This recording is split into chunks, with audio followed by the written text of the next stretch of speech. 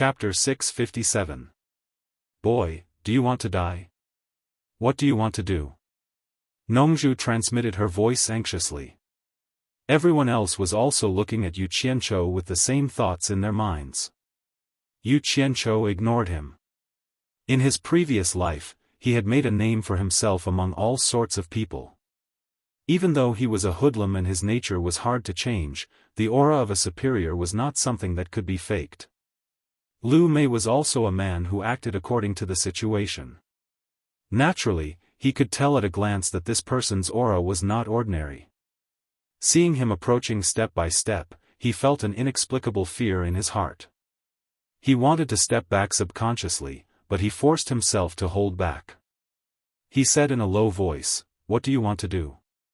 2 meters away from him, Yu Qianchou stopped. If he went forward, he would force Lu Mei to do something desperate, and then he would be exposed. As long as he kept a safe distance from Lu Mei, everything would be fine. Do you really want to know where Yu Qianchou and Nanhai Nongzhu are? Yu Qianchou asked coldly. The black fire in his body instantly condensed to the extreme, and suddenly pressed down on Lu Mei.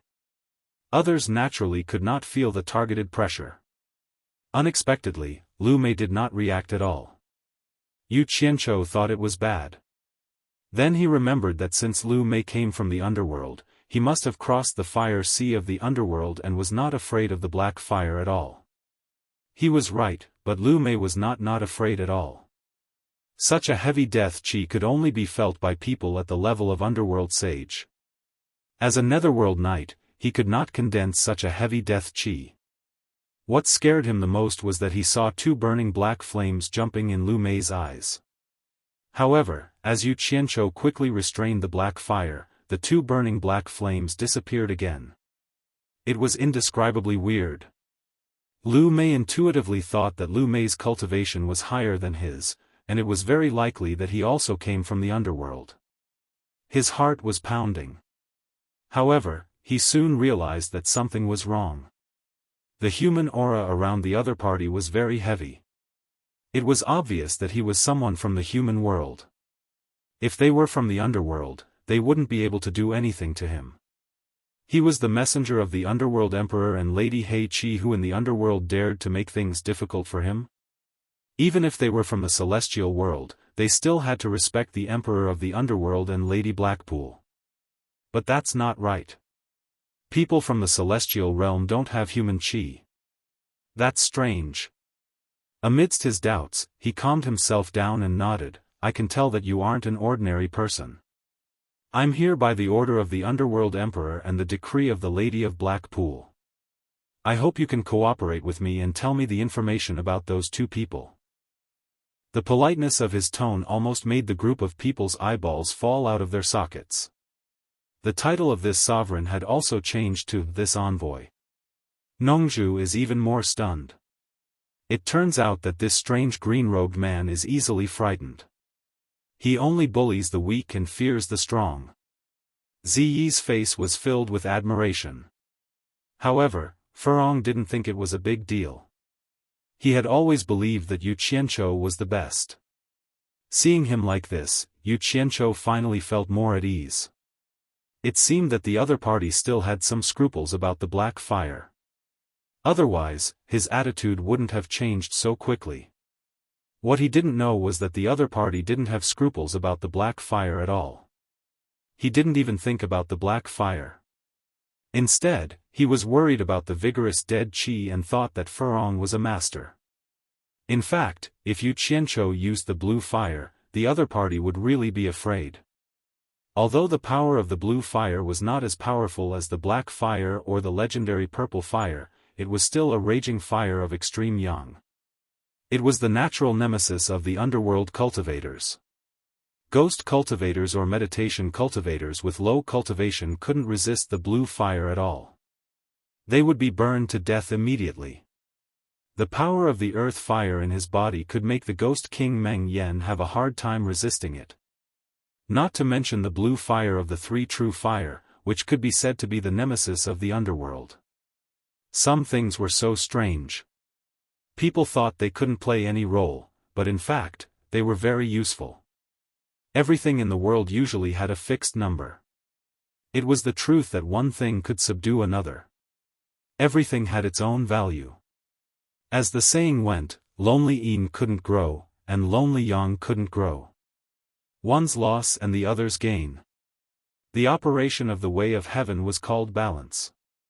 Whoever broke the balance would be punished by the way of heaven in order to maintain the balance. Oh. So you were sent by the Emperor of the Underworld and Madame He Chi. Sorry for not recognizing you. Yu Qianzhou cupped his hands, as if he had heard of the Emperor of the Underworld and Madame He Chi. However, he had heard of the Emperor of the Underworld. It was estimated that there were very few people in the cultivation world who hadn't heard of him. As for Madame He Chi, who the hell knew who she was? LV Mei was emboldened. So what if your cultivation is high? Do you dare to disrespect the Emperor of the Underworld and Madame He Chi? But he still cupped his hands and said, please tell me the whereabouts of those two people. Yu Qianzhou nodded and said, I can tell you, but I'm afraid that you can't get in even if you find the place. I advise you to give up the idea of looking for those two people. Even he said so. Could it be a very powerful place? LV Mei was taken aback. Then he shook his head and said, it doesn't matter. As long as I try my best, I have a clear conscience. His words sounded nice, but in fact, he had already made up his mind. If it was a powerful place, he wouldn't have to look for those two people. He just wanted to find Bai Changchun and get back the stolen things. The most important thing now was to finish this formality and leave as soon as possible. He didn't want to talk nonsense with this strange guy. Yu Qianzhou waved his hand and pointed with a smile, saying, go straight to the east, fly over the land, and then cross the vast sea. There is a vast land sealed by a great formation. Few people can enter it. It is called the East Holy Land. There are many highly skilled swordsmen there. Even my cultivation is not worth mentioning there. Yu Qianzhou and Nongzhu are there. Then he cupped his hands and said, I wish you good luck, emissary of hell. Hearing this, Nongzhu's eyes brightened. She realized that this was a good way to solve the problem once and for all. Tricking him to go to a place where he couldn't enter, he naturally wouldn't be angry. At that time, he would have to go back to the underworld obediently. The two of them didn't have a deep hatred with the underworld. Would the underworld have to find them? Impossible.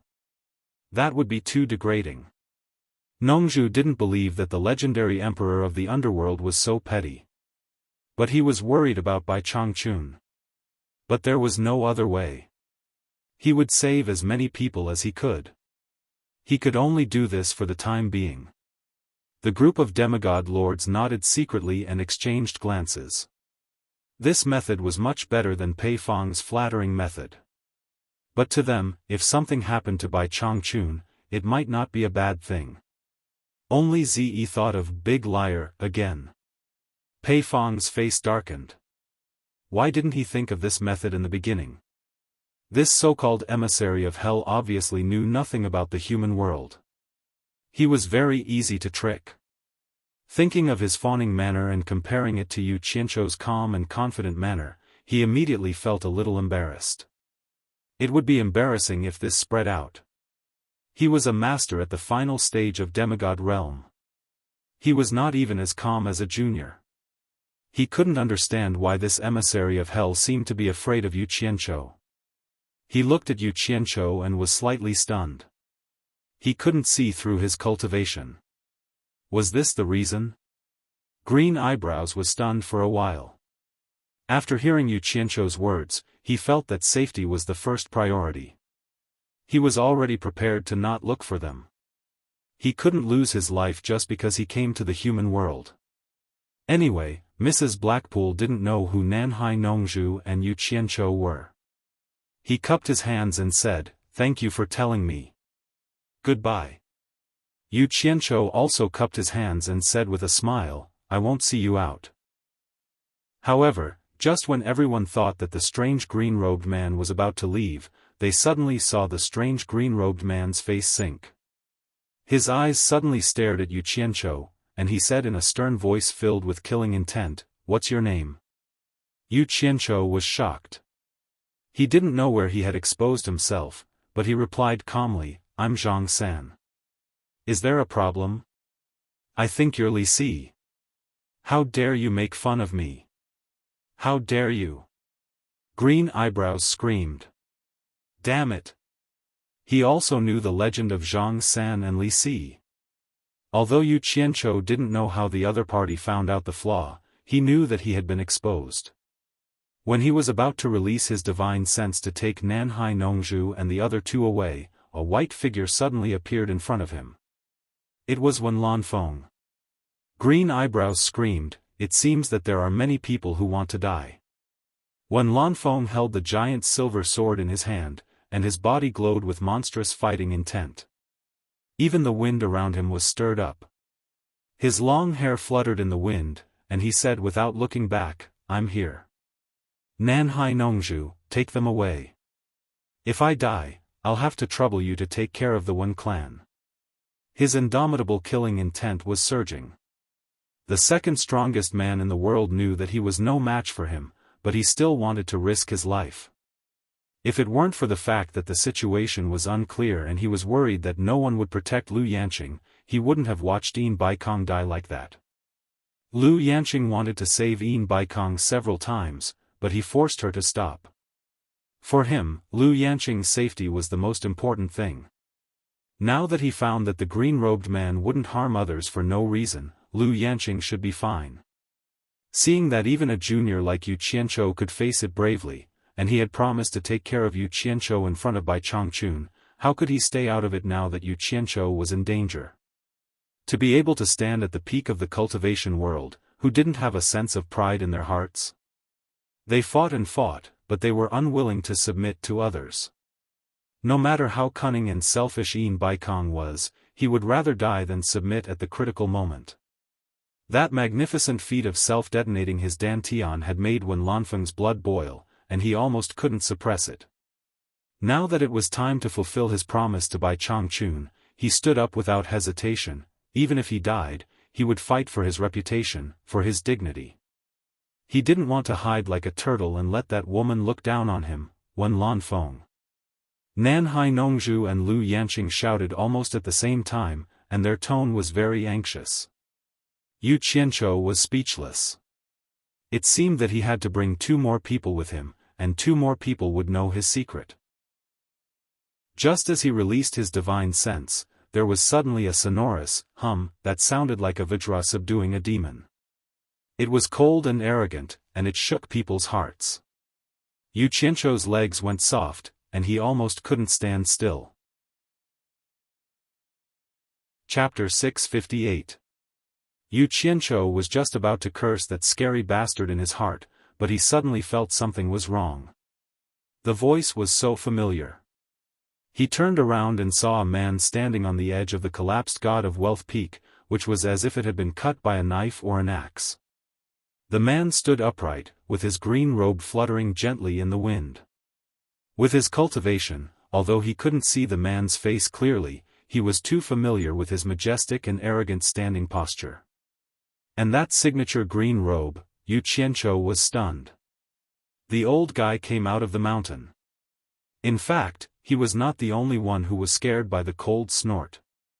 Many of the low-level cultivators hiding behind the God of Wealth Peak were so scared that they even fell down on the spot, with their ears buzzing. As for the group of deity transformation stage lords, their hearts trembled when they heard that cold snort, which sounded like a vajra subduing a demon. It was not the first time they heard it. Every time they heard it, what happened next was extremely terrifying. Everyone looked up at the top of the mountain. Yu Qianzhou couldn't see it clearly, but the cultivators of the deification stage saw it clearly. They were all horrified. It was really Bai Changchun, he actually came here. Nongzhu was shocked and murmured, "Why is he here? It's going to be interesting." Ziyi's knuckles turned pale, but she was very excited and her eyes were shining. It turned out that Elder Bai, whom she admired the most, was here. Now, someone was going to teach that green-robed monster a lesson. She was very confident in Bai Changchun. In her eyes, Elder Bai was an invincible legend. LV Mei was not a fool. From everyone's reaction, he could tell that the guy who stood on the top of the mountain and looked into the distance without even looking at them was definitely not an ordinary person. Especially the cold snort just now, his cultivation must be extraordinary. Then he called, "Fatty Pei." Pei Fong made a sound of, "ah," and turned around to look at him. LV Mei glanced at the god of wealth peak coldly and asked, "Who is that old guy up there? Please use your brain, who else could it be?" Pei Fong shook his head with a bitter smile and did not answer. When Lan Feng, who was confronting Lu Mei, lost his surging battle intent and killing intent, he said to Lu Mei indifferently, "He's the one you're looking for, the world's #1 expert, Bai Changchun." Bai Changchun was here. There was no need for him to risk his life to protect Yu Qianzhou and the others. Bai Changchun? Green Eyebrows was startled and suddenly stared at the peak of the mountain. He smiled evilly and said, "You can wear out iron shoes in fruitless search, only to find it by chance." He actually sent himself to his death. That's good, it saves me the trouble of looking for him everywhere. When Lan Feng sneered, "Don't speak too early. I hope you still have a chance to return to the netherworld." He was the only person in the cultivation world who had survived from Bai Changchun's hands twice, so he naturally knew how terrifying Bai Changchun was. The god of wealth sword? It's Baikong's god of wealth sword. How could it be in his hands? The soul formation expert suddenly became restless. Bai Changchun, who was on the god of wealth peak, slowly put down his hands. He was holding a sword in his hand and silently looked at it with a solemn expression. This sword was extremely familiar to all of the soul formation final stage cultivators, especially Pei Fong and the other soul formation final stage cultivators. They were certain that the sword in Bai Changchun's hand was the god of wealth sword that had followed Baikong for many years. Everyone immediately came to a realization. Baikong's god of wealth sword was in the direction of the demon domain. Bai Changchun must have encountered it on his way here and brought it back. On the god of wealth peak, Sikong Ju and Jing Yuankong were frightened by Bai Changchun's sudden appearance. Only now did they realize that the sword in Bai Changchun's hand was actually their master's sword. The two of them looked at each other and quickly walked behind Bai Changchun. They knelt down and kowtowed with sobs. "Senior Bai, please avenge our master, Senior Bai." Beside the cliff, the mountain wind was strong. However, the green robe that was fluttering in the wind suddenly stopped. It was as if it was made of stone and iron. It was as if it was connected to its owner's emotions. Bai Changchun faced heaven and earth quietly. His unmoving thin back didn't turn around. His back was facing the two people who were kneeling down. His face was as calm as water and no expression could be seen. A sharp gleam flashed across his eyes and then they became calm again. His eyes seemed to be uninterested in anything. He only stared at the god of wealth in his hand and said indifferently, "I was right. Otherwise, you wouldn't have abandoned your sword." His voice was like that of an ordinary old man who had experienced the vicissitudes of life. It was quiet, indifferent, serene and unperturbed. Hearing this voice, no one would believe that this was the #1 expert whose name shook the cultivation world. "Junior is useless and can't avenge my master. Please avenge my master, Senior Bai." Sikong Ju kowtowed once again. This time, he was kowtowing heavily on the ground, causing the ground to produce loud bangs. Jing Yuankong kowtowed non-stop along with his senior brother. Among the cultivators who were hiding behind the god of wealth peak, many of them had heard the conversation. After holding their breaths and concentrating, someone suddenly exclaimed, Bai Changchun is here. The #1 expert in the world, Bai Changchun, is here. I heard his voice. There was an indescribable surprise in his tone. The news spread quickly behind the mountain, making the cultivators extremely excited. This caused the large group of cultivators to become extremely excited. They did not expect that the elusive number one expert under the heavens would come and see them. Although they hadn't seen Bai Changchun before, they didn't know where they got the confidence that Bai Changchun would be able to take care of that arrogant green-robed man. It didn't matter if that green-robed man was from the celestial world or the netherworld world. They believed that Bai Changchun would win.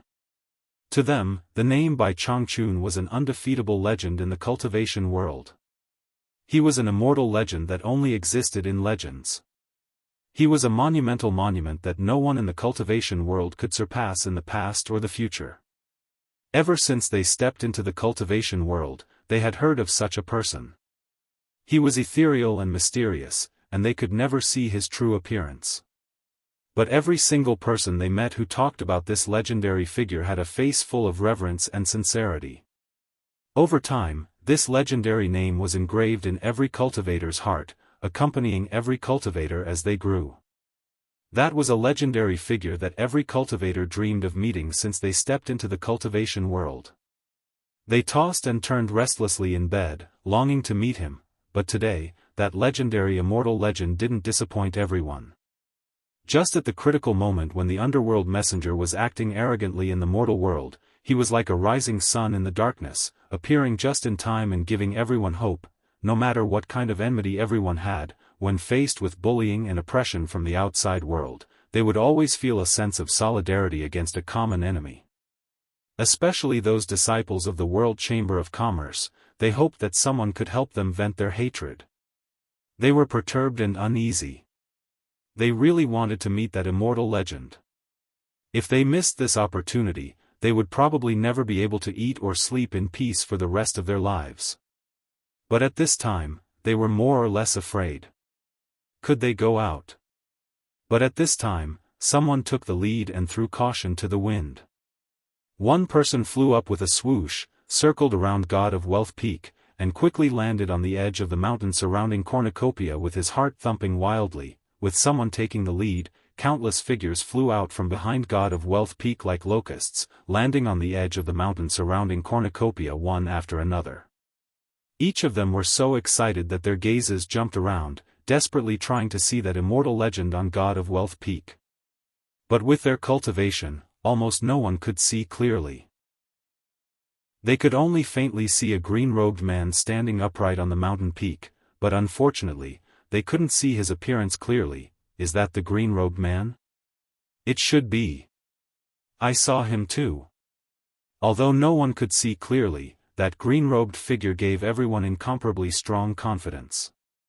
Their tone was one more excited than the other, completely forgetting the situation where they had to flee in a sorry state. The people at the foot of the mountain stared at the top, but Bai Changchun only looked at the sword in his hand.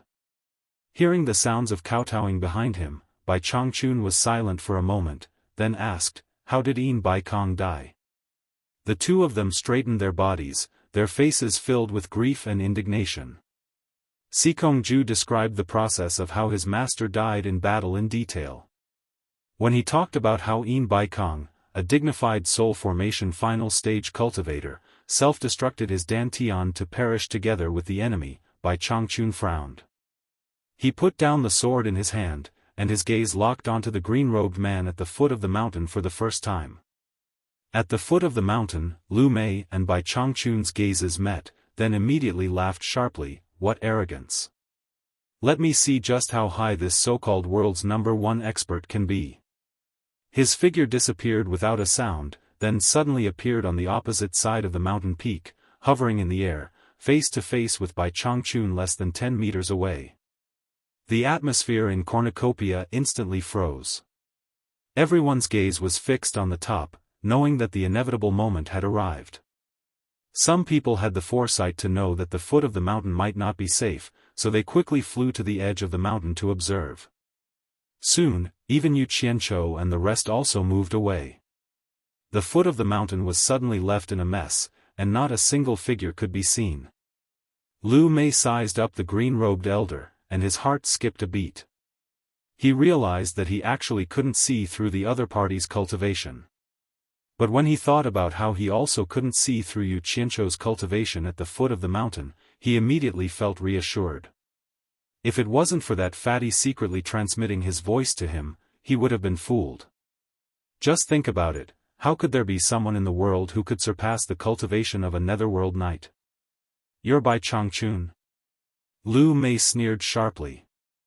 Bai Changchun only glanced at him indifferently, then swung the sword in his hand backwards and said indifferently, "You too, keep Yin Baikong's sword well." The two people who were kneeling hurriedly stood up. Sikongju went over to take the sword and retreated with both hands. Then, he heard Bai Changchun say indifferently with his back facing them, "It wasn't easy to establish the World Commerce Association. It's Yin Baikong's life's work. You two have to manage it well. Whether it's for the cultivators of the cultivation world or the mortals of the secular world, the World Commerce Association should have the goal of benefiting the world. Otherwise, there's no need for it to exist. Do the two of you understand what I mean?" Sikongju and Jing Yuankong looked at each other, then bowed in unison and said, "Junior understands." Hearing this, Pei Fang, Qi Jiujuan, and Ouyang Da's expressions all changed. With Bai Changchun's words, even if Yin Baikong died, they could forget about attacking the World Commerce Association in the future. No one would dare to do anything to the World Commerce Association. Unless Bai Changchun died in the hands of the green-robed man. Chapter 659. Seeing that the other party dared to ignore him, Green Eyebrow was instantly enraged. He laughed sinisterly. "What a narrow-minded old thing. Do you really think you're invincible? Today, I'll let you know that there's always someone better than you out there." Everyone's hearts were in their throats. Sikongju and Jing Yuankong subconsciously took a few steps back. They all knew what was going to happen next. The aftershock of a battle between such experts would definitely be stronger than Yin Baikong's. Before everyone could react, the green-robed envoy had two green thorns in his hands. He turned into a ray of green light and suddenly appeared in front of Bai Changchun. Unexpectedly, Bai Changchun didn't move at all. He just stretched out his hand and inserted it into the ray of green light. It was as if the ray of green light had taken the initiative to enter his hand. The skinny green figure still stood at the edge of the cliff. He had one hand behind his back while the other was stretched out. He was in a stalemate with the ball of green light. The group of soul formation cultivators looked at each other. No one understood what was going on. Could it be that the two of them had started fighting silently? The ball of green light that was in a stalemate suddenly shook violently. It was more appropriate to describe it as struggling. Bai Changchun didn't even look at it. He looked into the distance and said leisurely, "You've got guts. The human world isn't a place where you people from the netherworld can behave atrociously." The shaking green light flickered for a moment before it suddenly revealed itself. It didn't matter if it revealed itself, but it gave everyone a fright. The previously arrogant green-robed envoy was currently being held by the neck by Bai Changchun. He was like a duck being carried by Bai Changchun as he stood at the edge of the cliff. It was so easy and effortless. The green-robed envoy struggled with great difficulty. Unfortunately, he couldn't break free no matter how hard he tried. It was as if Bai Changchun was scaring a child. Grabbing a child by the neck and standing on the cliff to scare him. If he didn't listen to him, he would throw him down and kill him. How was that possible? The group of soul formation cultivators were all dumbfounded. It was so easy. Yu Qianchou couldn't see clearly. He was scratching his head and ears anxiously. He pulled the dumbfounded Nongzhu's sleeves and asked, "How is it? How is it? What's going on?" However, Nongzhu did not come to her senses for a long time no matter how hard he pulled her. Sikongju and Jing Yuankong were standing closest to each other, so they had the clearest view. The two of them exchanged glances, and the shock on their faces was hard to conceal. Who would have thought that the netherworld envoy, who had forced Master to self-destruct his Dantian, would be captured so easily by Bai Changchun?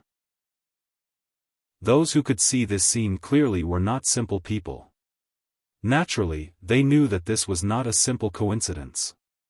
If not for the fact that his cultivation was far stronger than the other parties, reaching the level where he could lift something heavy as though it were light, there was no way he would be able to grab the other party's neck so easily. Everyone instinctively shrunk their necks. They could not imagine what it felt like to be grabbed by the neck by that hand.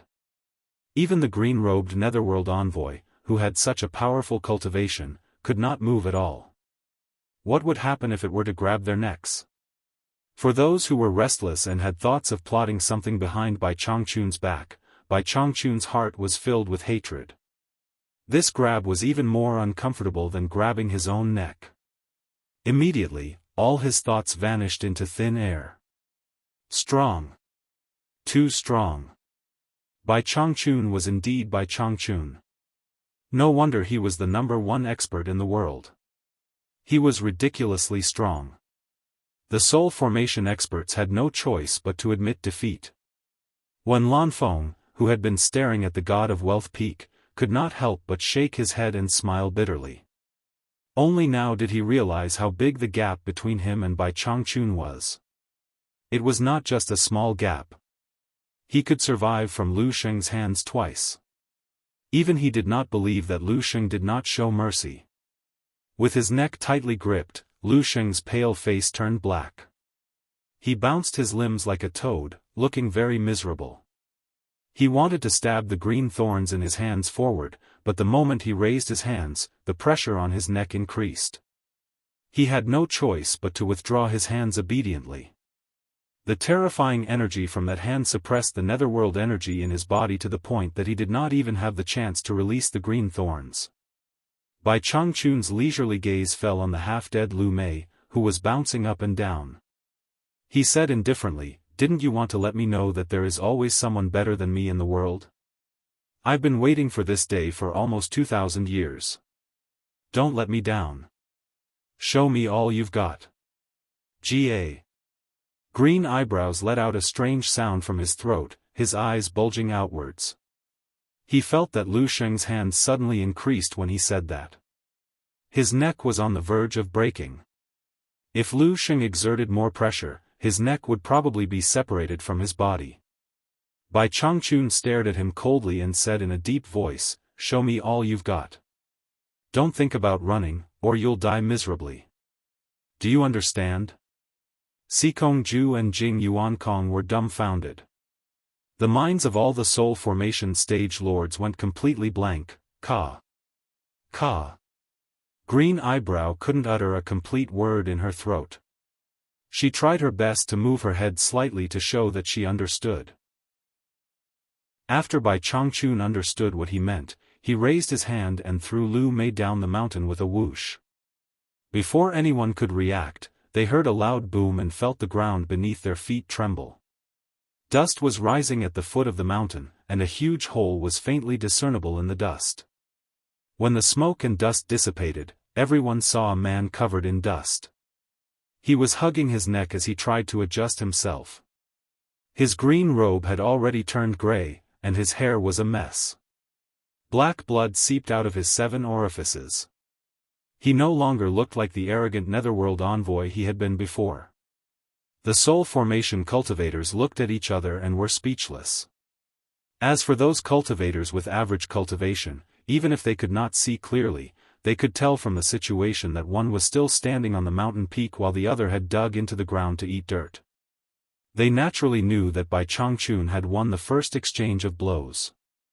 Bai Changchun, the undefeatable legend, did not let them down. They were extremely excited. After the green eyebrows in the pit slightly adjusted, it turned into a green light and flashed to the sky again. Looking down at Bai Changchun, it laughed fiercely. "Just now, I was just careless and gave myself to you. Now, I will let you know the price of being rude to me." The sharp voice reverberated in the air, it was very ear-piercing. He didn't even know what was going on just now. It was as if he had delivered himself into the hands of the other party, and he almost died of depression. However, he did not dare to be careless now. He had personally experienced that the other party's cultivation was indeed extraordinary. However, he was sure that it was a momentary mistake. Letting him go was the biggest mistake of his life. Bai Changchun looked up at the sky and said calmly, "I'll wait. I'll let you make the first move." Lu Sheng stopped smiling. He bit the tip of his tongue and spat out a mouthful of black blood on the 2 green thorns. Then, he held the 2 green thorns in his hands and spread them out devoutly. He muttered something as if he was offering a sacrifice. Suddenly, the 2 green thorns came together in his palms. He rubbed his palms together and the 2 green thorns gave off a dazzling green light. The light was so bright that no one dared to look at it directly. Suddenly, the green light disappeared and a hazy black cloud appeared in the sky. Lu Sheng stood on the cloud and sneered at the peak of the mountain.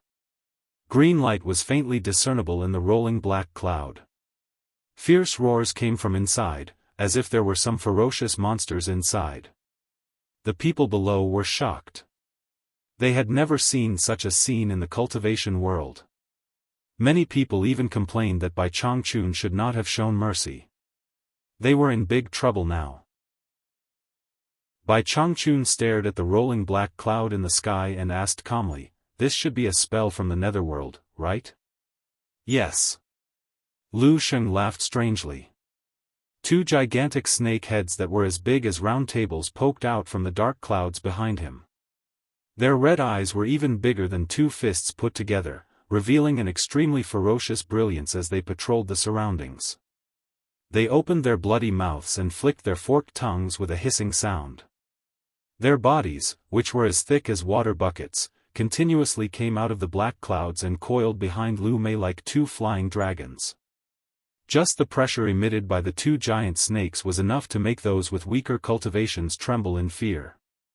These are the 2 green hell snakes that Lady He Qi subdued. I didn't expect to use them in the human world today. Bai Changchun, you're really lucky. Green Eyebrows kept laughing in a strange manner.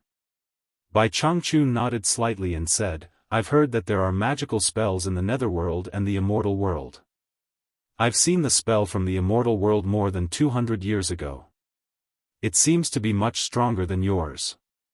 Is this your most powerful ability? If you have more, why don't you show it to me?" He was not afraid of trouble at all. He had seen the spells from the immortal world. The lords in the soul formation stage looked at each other, not knowing whether Bai Changchun was telling the truth or not. Even Nongzhu was confused. He had never heard Bai Changchun mention it, but he believed that Bai Changchun was not a liar. If he said he had seen it, then he must have. On the other hand, Yu Qianchou believed this because he had heard Bai Changchun mention that 200 years ago, he had met an immortal who had appeared out of nowhere. The 2 of them had even fought, and after fighting for half a day, that immortal had been killed by Bai Changchun. He guessed that Bai Changchun was talking about that time. You really don't know how high the sky is and how deep the earth is. This treasure was given to me by Lady He Qi. It is more than enough to deal with you. After Lu Mei finished speaking, she felt proud of herself. She threatened, "Bai Changchun, if you know what's good for you, hand over the knocker and the 2 beast teeth you stole from the underworld gate. Kowtow and apologize. If I'm satisfied with your attitude, maybe I'll let you go. Otherwise, I'll make you wish you were dead." Then he raised his head and laughed crazily. His sharp laughter echoed between heaven and earth, mixed with the pleasure of revenge. Bai Changchun did not get angry. Instead, he asked calmly, "In that case, this is already your most powerful ability?" Chapter 660. He. Lu Mei laughed sinisterly and said, "Bai Changchun, I'll give you one last chance. Hand over the thing and surrender to me. Otherwise, you'll learn from that old thing's fate." "I have it. Come and get it yourself if you can," Bai Changchun said lightly. "You really don't know what's good for you." Lu Mei let out a shrill laugh and sank into the dark clouds. In an instant, the 2 green snakes became restless. They let out earth-shattering roars and radiated a powerful aura that blotted out the sky and covered the earth. The gloomy and cold air of the netherworld quickly shrouded the sky and earth. The dark clouds in the sky surged in all directions, blotting out the sky and immediately turning the place into a dark netherworld. The two giant green snakes shuttled through the dark clouds like green lightning. The chilly wind swept across like bone-scraping knives. Those cultivators below the soul formation stage could no longer hold on and fled into the distance. The group of soul formation stage lords were also frightened by this earth-shattering aura. They had never seen such a grand scene before. They originally wanted to leave, but this kind of rare battle scene was irresistible to them. At their level of cultivation, it was difficult to see a battle beyond their imagination. Every time they saw one, they would gain some knowledge and it could be said to be of great benefit to their own cultivation. They were afraid of being affected, but they didn't want to give up such a good opportunity. Therefore, they released their protective aura in advance and watched attentively, not wanting to miss a single detail. Nongzhu's face was solemn. It was also the first time he saw Bai Changchun fight with such an expert. He tilted his head and nodded at Wen Lanfeng. Wen Lanfeng quickly brought Yu Qianzhou and the other two into his protective aura energy.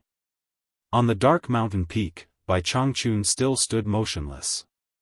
He clenched one fist at the back of his waist and put the other down gently, as if he had the desire to make a move. The moment he put down one hand, Sikongju and Jing Yuankong's pupils shrank. At the same time, they felt an indescribable aura emanating from the thin body. It was incomparably thick and spread between heaven and earth. The mountain peak that was covered by the dark and evil aura was instantly pushed away by a mighty aura. The dark and evil oppressive aura that was imposed on the two of them was instantly swept away.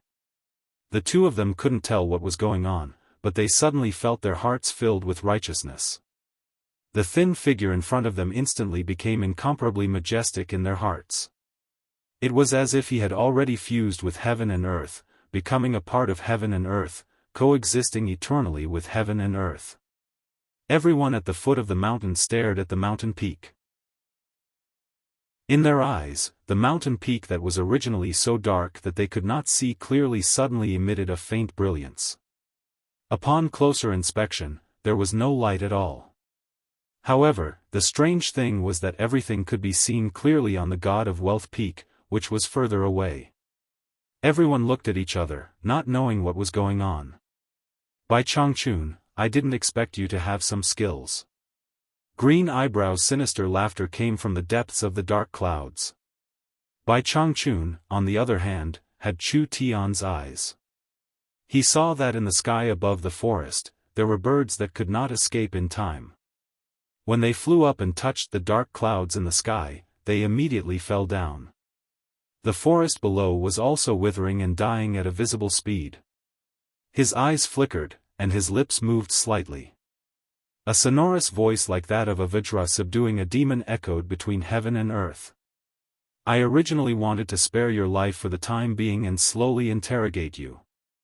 But now it seems that I can't let a scourge like you live in this world. Arrogant.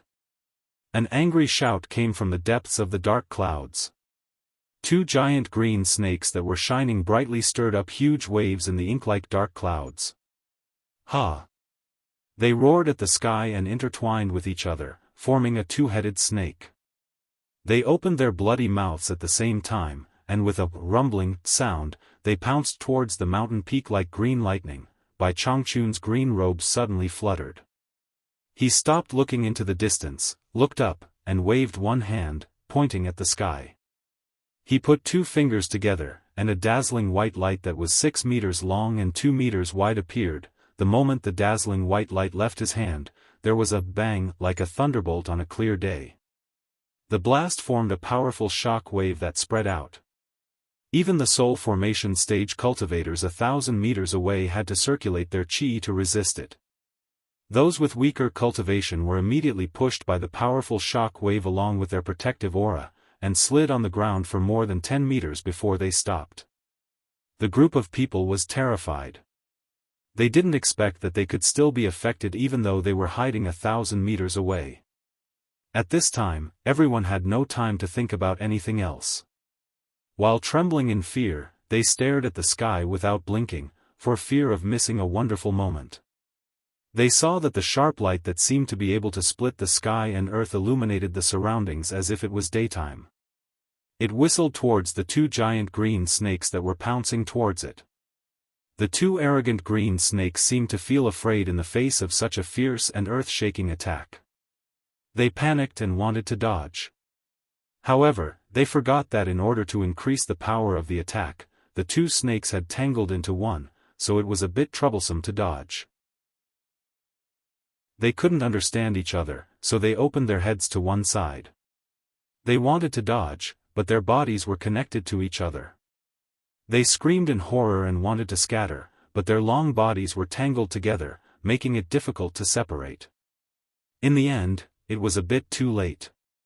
Bai Changchun didn't make a move, but once he made a move, it was a fatal blow. The shocking light shot towards the center of the entangled two giant snakes. It was stable, accurate, ruthless, and fast. It was precisely the center where the two giant snakes were entangled. The sharp light that was as bright as a comet broke through the two giant snakes effortlessly with a swoosh. It didn't stop there. It glided across the sky brilliantly, piercing through the dark clouds and causing them to undulate uneasily. Ah! Ah! Two shrill screams echoed in the sky. Because the two giant snakes were entangled together, they were split in the middle. Instantly, they were cut into more than 10 pieces. Black blood with a fishy smell fell down like rain. What else do you have? Show me. Bai Changchun stood at the peak of the mountain and shouted. His voice resounded between heaven and earth. In the dark clouds, Lu Mei was already dumbfounded. The green thorn of the nether snake that Madame Blackpool had given him was his trump card. He had dealt with many people in the netherworld with it, but he didn't expect it to be so vulnerable in the hands of his opponent. That frightening light had already scared him out of his wits. Just this move alone wasn't something he could defend against. It was too powerful. He didn't have any more powerful skills to use. Escaping was the most important thing now. When Lu Mei came back to his senses, his first thought was to escape. You've brought disaster to the human world, and you still want to run away. Bai Changchun, who was at the peak of the mountain, quickly sensed his opponent's movement. He shouted angrily and teleported to the sky. His thin body waved his arms in the air and shouted angrily, "Lost immortal finger." In an instant, the airflow between heaven and earth rapidly surged toward the thin figure in the sky. The majestic airflow instantly condensed in the fingers that were waving and circulating. Suddenly, countless dazzling lights shot into the sky. Although it was many times smaller than the shocking light from before, it was uncountable at this moment. Swoosh swoosh, the sound of the air exploding was endless. Countless dazzling white lights shot into the sky like a meteor shower, directly turning the dark clouds in the sky into sieves. The dark clouds were densely covered with white holes. Ah! A shrill scream came from the dark clouds. A mass of green light fell out of the dark clouds and turned into Lu Mei in the blink of an eye. He fell to the ground with a bang, clutching his chest and rolling on the ground, wailing incessantly. Black blood oozed from all over his body. He didn't look like a human anymore. No one knew how many holes there were in his body. Nongzhu looked at Lu Mei, who was rolling on the ground, and said blankly, "Damn it. It's lost immortal finger again." When Lanfeng recovered from the shock and turned his head to ask, "Have you seen Bai Changchun before?" Nongzhu looked back at him with a malicious smile and said, "You're lucky. You didn't see how miserable Li Duxing was 500 years ago. Except for losing an arm. Hey hey. How do you think he got those 80 holes in his body?" Li Duxing was also unlucky. He happened to meet Lao Bai, who had comprehended lost immortal finger. So he used him to try it. Don't you think you're lucky? When Lanfeng looked at his intact body and then at the wailing emissary of hell on the ground, he shuddered subconsciously. Everyone looked at Bai Changchun, who looked like a god of death in his cyan robe fluttering in the air. They opened their mouths wide and were dumbfounded. Bai Changchun was indeed Bai Changchun. He still acted in the same way. Once he made a move, someone would be doomed. Bai Changchun, who was floating in the air, glanced at Lu Mei who was rolling on the ground and snorted. Then he looked up at the dense dark clouds above his head. Nobody knew what he was thinking about. Suddenly, he put his hands behind his back and stood straight in the air. He shouted solemnly, "There is righteousness in the world. Awe-inspiring righteousness. Subdue demons." His words were sonorous and reverberating between heaven and earth. In an instant, the air and the space where everyone was suddenly solidified. The surging dark clouds in the sky also gradually became still. Soon after, everyone was keenly aware that a mighty airflow was surging over from all directions. As it passed by them, everyone immediately felt that the dark and evil aura that was suppressing them had been taken away, and their hearts were suddenly relaxed. The mighty airflow surged endlessly and formed a tornado with Bai Changchun as the center. It rose into the sky and kept spinning in the air. The surrounding dark clouds gradually gathered towards the tornado. The sky that was covered by the dark clouds gradually shrunk, and the surroundings began to see light again. Then, the tornado dragged an ink-like black curtain straight into the sky. The light shone brightly, and the black dot in the sky gradually disappeared. Everyone's gaze shifted from the disappearing black dot to Bai Changchun with great difficulty. They were all dumbfounded. Nongzhu's handsome face became that of an idiot. They wondered how many things about Lao Bai that he did not know. Furong looked around, her face full of disbelief. Zi looked at Bai Changchun and kept giggling. Yu Qianzhou's reaction was the most exaggerated. The saliva he had been holding back finally flowed out of his mouth. He continuously smacked his lips and swallowed. He looked at Bai Changchun with a pitiful expression. No one knew what he was thinking. Chapter 661. In the bright and beautiful sky, the figure suddenly disappeared from everyone's sight. Bai Changchun landed on the ground and stared at the rolling green eyebrows. As soon as the latter saw the person standing in front of him, even though he was in pain, he crawled up, knelt down, and kowtowed. He begged again and again, "It's me who failed to recognize you. Great Immortal, please spare my life, please spare my life." There were at least dozens of holes on his hands, legs, and body. Black blood kept flowing out of his body, so he was lucky to be alive. However, looking at his skillful kowtowing, it really made everyone's eyes pop out. There was no trace of his previous arrogant and domineering appearance. Bai Changchun stared at him coldly and said indifferently, "Compared to the guy 200 years ago, you are far inferior.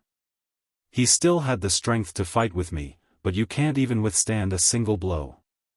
At the same time, there is a problem that I have been thinking about for more than 200 years. Let's talk about you. Your cultivation is obviously not as good as mine, but we set off from the Demon Ghost region at the same time, and I can't catch up with you in terms of speed. I'm very puzzled. Can you explain it to me?" "Yes, yes, yes." Green Eyebrows nodded repeatedly, crawled on the ground, and hurriedly replied, "As long as Great Immortal spare my life, I will tell you the truth." "Are you bargaining with me?" Bai Changchun said indifferently. "I dare not, I dare not." Green Eyebrows hurriedly kowtowed. He could feel the killing intent in the other party's words. Bai Changchun snorted coldly, "If you don't answer, die.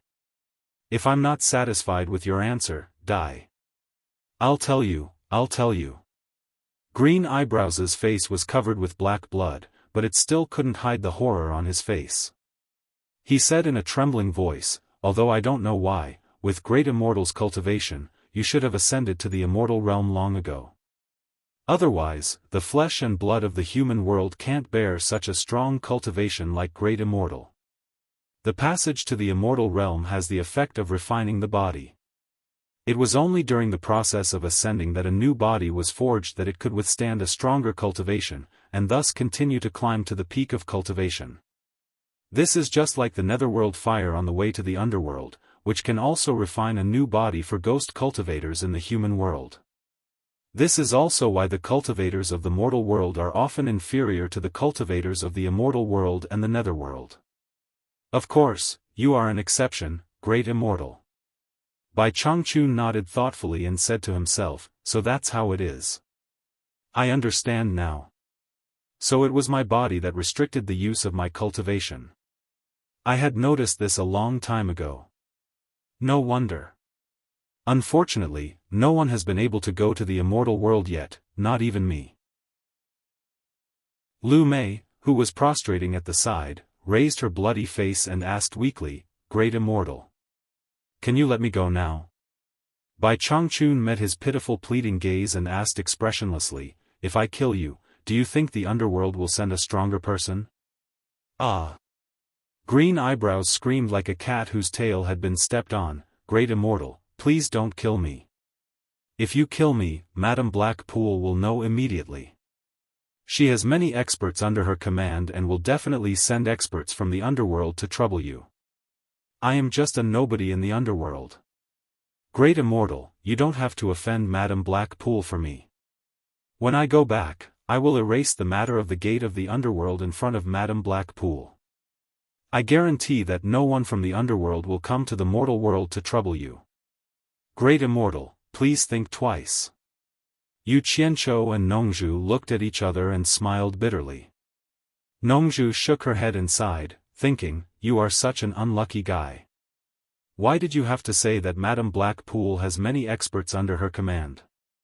If I kill you, she will send experts from the underworld to trouble me. It will be strange if Crazy Ol doesn't kill you. If you say that you will send experts to trouble Crazy Ol after you go back, Crazy Ol will let you go immediately. As expected, Bai Changchun's eyes lit up.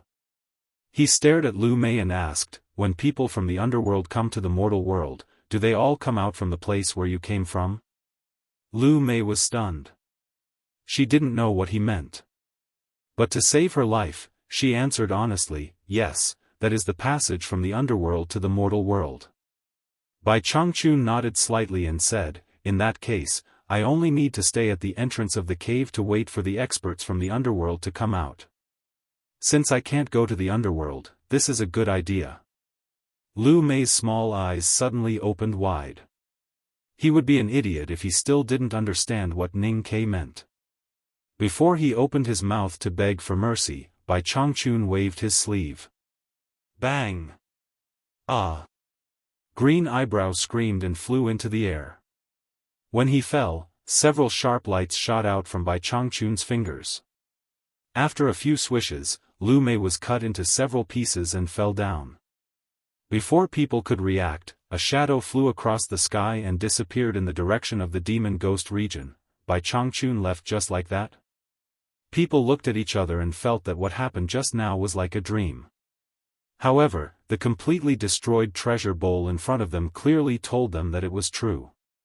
In the distance, the dozens of pieces of the giant snake and Lu Mei's body began to squeak and emit black smoke under the scorching sun. Under people's gazes, they soon became pools of black juice. This was the result of Bai Changchun's battle. However, when they thought of Bai Changchun's miraculous means just now, they all shuddered. He was too powerful. Especially the conversation between Bai Changchun and the Netherworld envoy, it exposed a very important piece of information. Bai Changchun's cultivation had long surpassed the soul formation stage. At the same time, people also learned the secret of why the people of the immortal world and the underworld were stronger than the cultivators of the human world. The entire treasure bowl had almost all traces of its creator erased. Only the remnants of the God of Wealth Peak were left. At the top of the God of Wealth Peak, Sikongju and Jing Yuankong were kowtowing in the direction that Bai Changchun disappeared in, thanking the benefactor who avenged their master. The two of them had to fulfill the instructions left behind by this benefactor. If they didn't, he said that there was no need for the world commerce to exist. No one doubted his words in the past, and no one doubted his words now. After a long time, the two of them slowly stood up. The two of them faced the breeze and looked down the mountain. Not long ago, their master, Embark, would often stand on the mountain peak and look down, looking at the foundation that he had single-handedly built. At the foot of the mountain, the various lords summoned their inner sect disciples to dig out their belongings from the ruins. Then, they dispersed without any obstruction. Because the defensive formation that Embark had personally set up had been completely destroyed, it could no longer stop anyone. Seeing the people leaving, the two of them looked at each other with complicated gazes. No matter if it was because of the old grudges or the new grudges because of the 7 treasure pill, no one would find trouble with them anymore. Although the pillar of the world commerce was no longer here, the words that Bai Changchun had left behind were enough to intimidate everyone. As long as Bai Changchun was still here, no one in the cultivation world would dare to find trouble with the world commerce. Sikongju raised the god of wealth sword in his hand. The two of them looked at each other silently. In the past, their master had always wanted to curry favor with Bai Changchun to ensure the safety of the world commerce. Who would have thought that not only would he not be able to fulfill this wish when he was alive, he would be able to fulfill it after his death. Some things that happen due to fate were often fated in the unseen world. It really couldn't be forced, junior brother. How about we work together to revive the world commerce? Of course. Other than completing Senior Bai's instructions, just like what Senior Bai said, the world commerce is Master's life's work. But I'm worried, the day of the East Holy Land's opening isn't far away. I'm afraid that we won't be able to fulfill our wish. Master once told me. Sikongju looked at Jing Yuankong and said solemnly, the past torture envoys of the demon ghost region were all outstanding figures. If one left, another would appear. The demon ghost region had been passed down from ancient times until now. Who knows how many secrets it had? No one dared to take it lightly. Not to mention anything else, just the countless demon kings and ghost kings in the demon ghost domain were the most powerful force in the world. They could easily wipe out any force in the cultivation world. Although the past torture envoys of the demon ghost region didn't easily interfere with the matters of the cultivation world, the demon ghost region was the true #1 power in the cultivation world. Since Senior Bai had spoken, even if he left, no one in the cultivation world would dare to touch the world commerce. Of course, the prerequisite is that we follow Senior Bai's words. That's good. We can do business in peace and cultivate in peace. We don't have to be afraid of being disturbed. I'm going to recall the people from the Limitless Island. The world commerce shouldn't interfere with the matters of the cultivation world anymore. Sikongju asked, what do you think? Jing Yuankong nodded and said, I agree. Sikongju didn't say anything else. He began to gather the disciples of the world commerce to clean up the things that belonged to the sect. Now that Embark was dead, Jing Yuankong didn't fight with him anymore. He naturally became the new leader of the world commerce. At the foot of the mountain, after the Blue Palace disciples finished cleaning up the ruins, Pei Fong waved his hand and let them go. He stood with Qi Jiujuan and O Yangda. Looking at the devastation, the three of them looked at each other and sighed.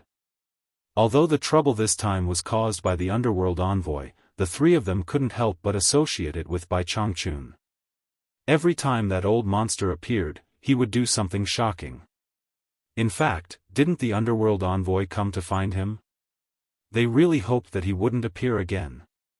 Pei Fong glanced at Wen Lanfeng and the others who were still standing at the edge of the mountain and said to the two beside him, let's say goodbye to them before we leave. The three of them quickly went to Wen Lanfeng and the others. Pei Fong cupped his hands and said, everyone, we'll take our leave now. We welcome you to visit the Blue Palace if you have the chance. He deliberately smiled at Furong and said, Miss Furong, if there's anything you need my help with in the future, please don't hesitate to ask. Just find a disciple of the Blue Palace to pass on the message. I'll do my best. Furong smiled and nodded. Then, she heard Nongzhu sneer and say, Fatty Pei, there's something I don't understand and I need to ask you. You said that the strange green-robed man was fooled by Yu Qianqiu. Why did he suddenly turn against him when he was about to leave? Yes. I also find this strange. Pei Fong shook his head with a puzzled expression, appearing to be in disbelief. The others knew that Nongzhu wouldn't say such a thing for no reason. Even Qi Jiujuan and O Yangda looked at Pei Fong suspiciously. Maybe the people of the underworld have some supernatural power that we don't know about. Pei Fong sighed and cupped his hands, saying, "Everyone, farewell." After saying that, he flew into the sky. Qi Jiujuan and O Yangda also cupped their hands and left. Nongzhu snorted and tilted her head to look at Yu Qianqiu. She believed that with Yu Qianqiu's cunning, he should be able to understand the meaning of her words. Who would have thought that Yu Qianqiu would turn a deaf ear to him? His eyes were fixed on the ruins. Just when the group was baffled, Yu Qianqiu suddenly let out a loud cry and rushed into the ruins of the broken fences and dilapidated walls. Chapter 662. Stones and broken wooden beams were thrown all over the sky by someone. Yu Qianqiu was working hard in the ruins with a hard-working spirit that was incomparable to ordinary people. But no matter how they looked at him, he seemed to be possessed by a demon. When Lan Feng and the others looked at each other, all the sects were digging up their own treasures and disciples who were killed in the war. What was he digging up like a madman?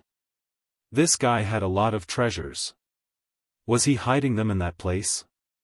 Nongzhu raised his eyebrows and touched his chin, pondering. A sinister smile appeared on his face. He looked around and vaguely recognized that the place Yu Qianqiu was digging seemed to be the original location of the Spring Slumber building. The sinister smile on his face froze. Looking at Zi, who was curious and eager to try, Nongzhu suddenly looked gloomy. He kind of understood what Yu Qianqiu was looking for. Except for him, perhaps only Lu Yanqing, who was wearing a gauze hat, understood. They could not help but flashed over. Yu Qianqiu buried his head in his work. Each time he dug up a corpse, he would immediately clean up the corpse's face. When he saw that it wasn't the person he was looking for, he didn't care about the consequences and directly threw it away. "You're crazy!" Nongzhu shouted angrily. As soon as he flew over, he happened to catch a female corpse that Yu Qianqiu threw behind, and he also threw it behind. As a result, he almost hit a disciple of another sect. "How dare someone hit me with a corpse?" The disciple was also angry. He straightened up and was about to curse, but his mouth was covered by his fellow disciples. He pointed at Nongzhu and the others. The disciple immediately lost his temper and went to do what he was supposed to do. Yu Qianqiu picked up a wooden beam several meters long, turned around and threw it away. He stared at Nongzhu with a sullen face and said in a low voice, "Don't provoke me." He wiped his face with his dirty sleeve and continued to bury himself in the work. That scene made people feel an inexplicable sadness. They didn't know what he was trying to do to make himself look so miserable. Nongzhu's face was immediately drawn, and she was about to burst into rage. Zi, who wanted to join in the fun and dig for treasures, quickly stopped. Furong walked over and asked weakly, "What are you digging? Let me help you." Just as Yu Qianqiu raised his head and was about to reply, his eyes inadvertently fell on a group of people in front of him, and he was instantly stunned. The enchantress, Yan Yu, Tian Yi, Mo Xiaojun, Hai Wei, and Li Qiuxiang came together. The six of them saw that he was covered in dirt. He was half-straightened, one hand holding onto a broken window, the other holding onto an arm that was buried under the collapsed wall, and he was looking at them with his dusty face. "Yu Qianqiu, what are you looking for?"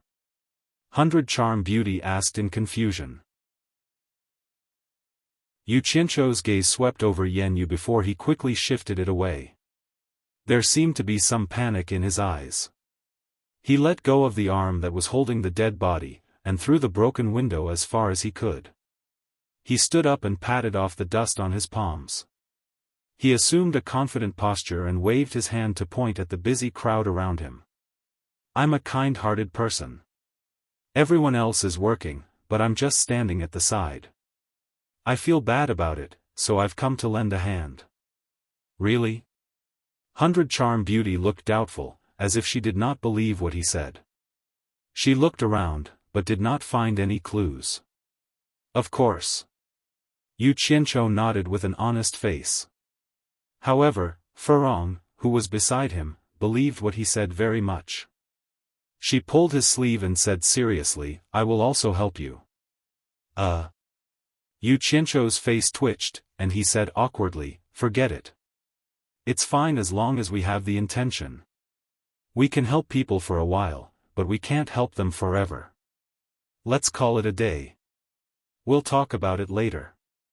After that, he wiped the dust off his buttocks with both hands. It seemed that he was going to quit. Furong nodded and said, oh. Suddenly, an uncontrollable laughter came from the side. The few of them turned their heads to look and discovered that it was Lu Yanqing. When Lanfeng asked curiously, Yanqing, what are you laughing at? Did you think of something funny? Lu Yanqing quickly shook her head and said, nothing. Humph. Stubborn duck. Nongzhu sneered with a face full of disdain. He finally knew that when it came to this kid, he could say anything that was horizontal, straight, and dead. In short, he was the one who was in the right. Hey! Yan Yu, what are you laughing at? 100 Charm Beauty suddenly found that Yan Yu was also biting her lips and laughing. Yan Yu immediately waved her hand and said, nothing. But anyone could see that she was smiling from the bottom of her heart. Her face was bright, and she stood in the ruins, looking unusually dazzling. Everyone present was stunned. Yu Qianqiu naturally knew what she was laughing at, but he was thick-skinned and didn't care, as if he didn't know anything. What can you do to me?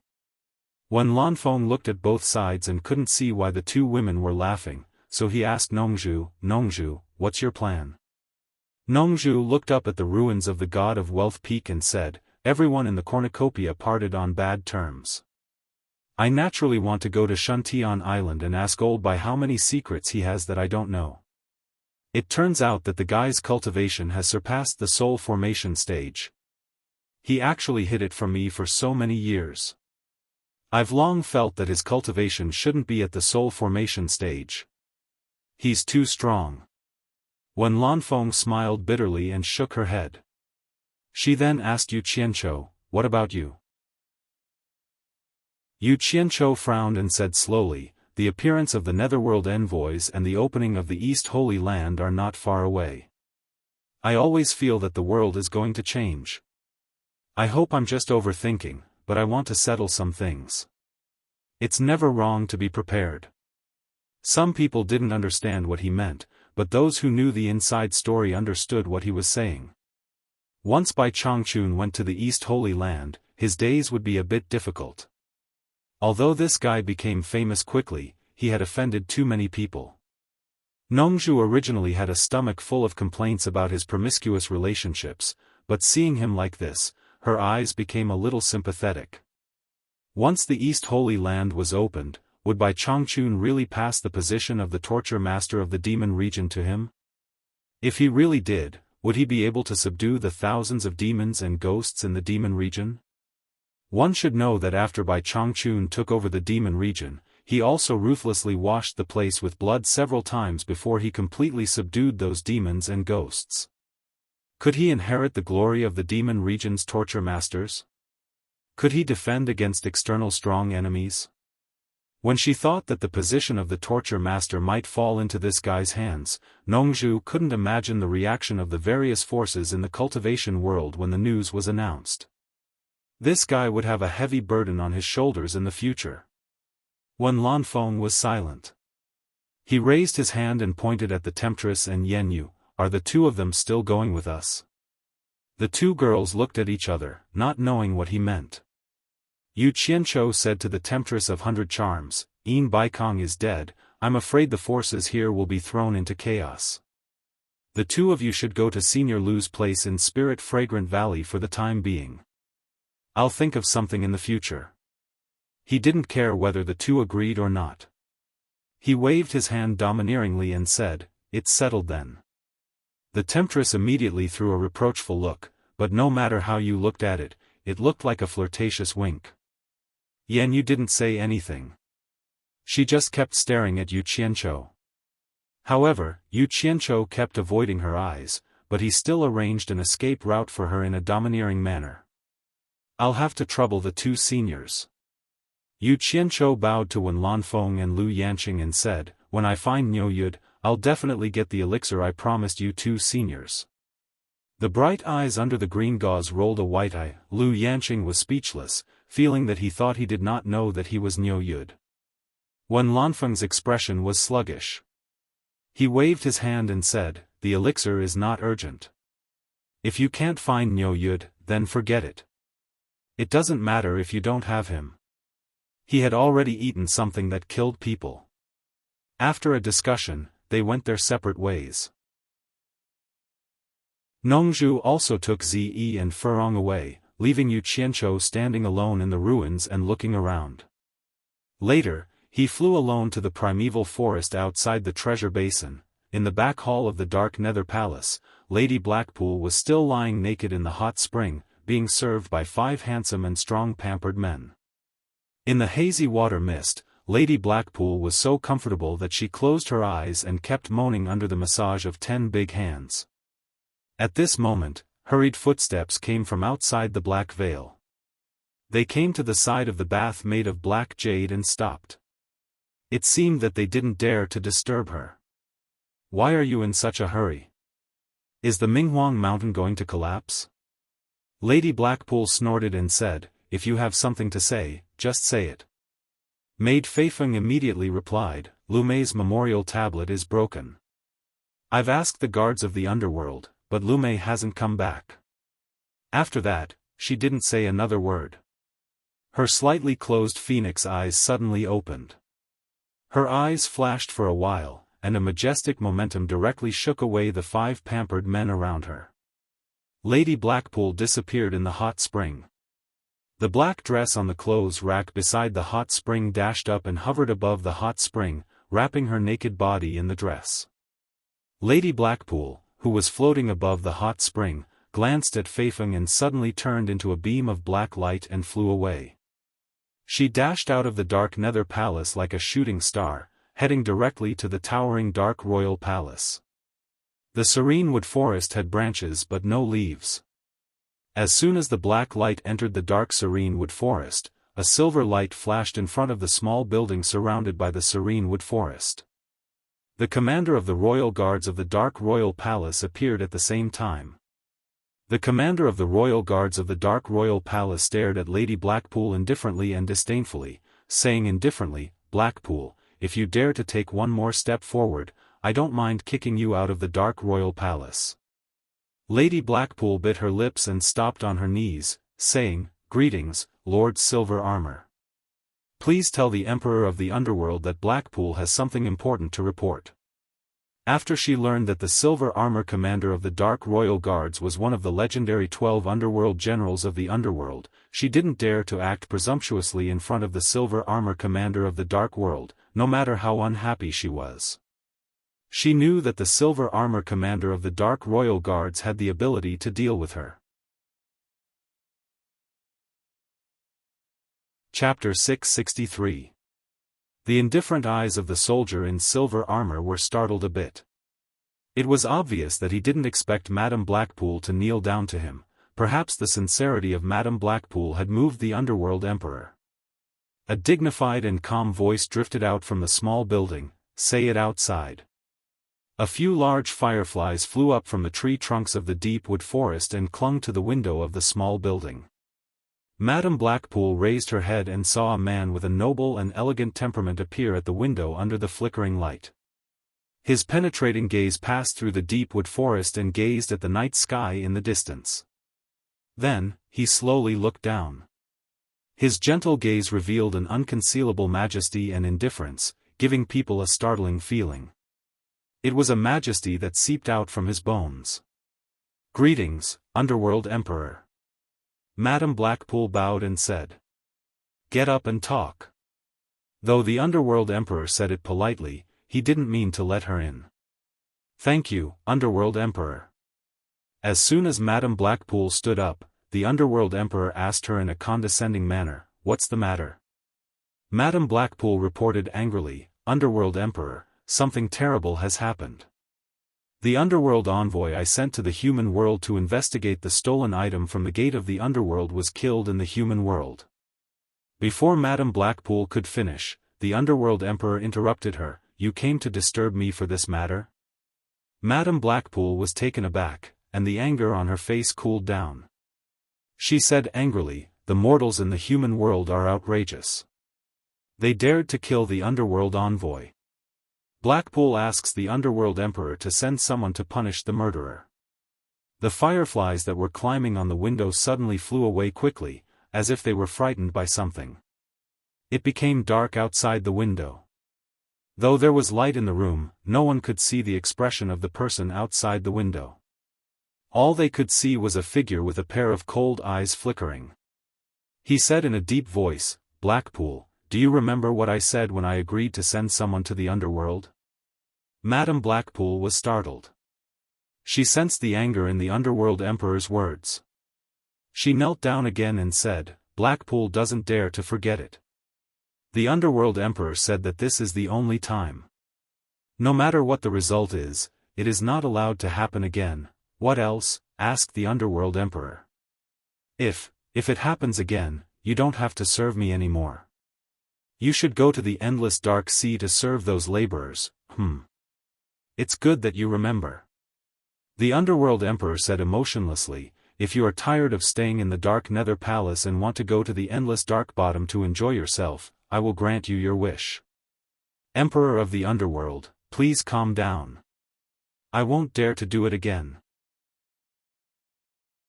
Madame Blackpool bowed on the ground in fear. "It's good that you understand. If there's nothing else, you can leave," the Underworld Emperor said. "Underworld Emperor, there is one more thing."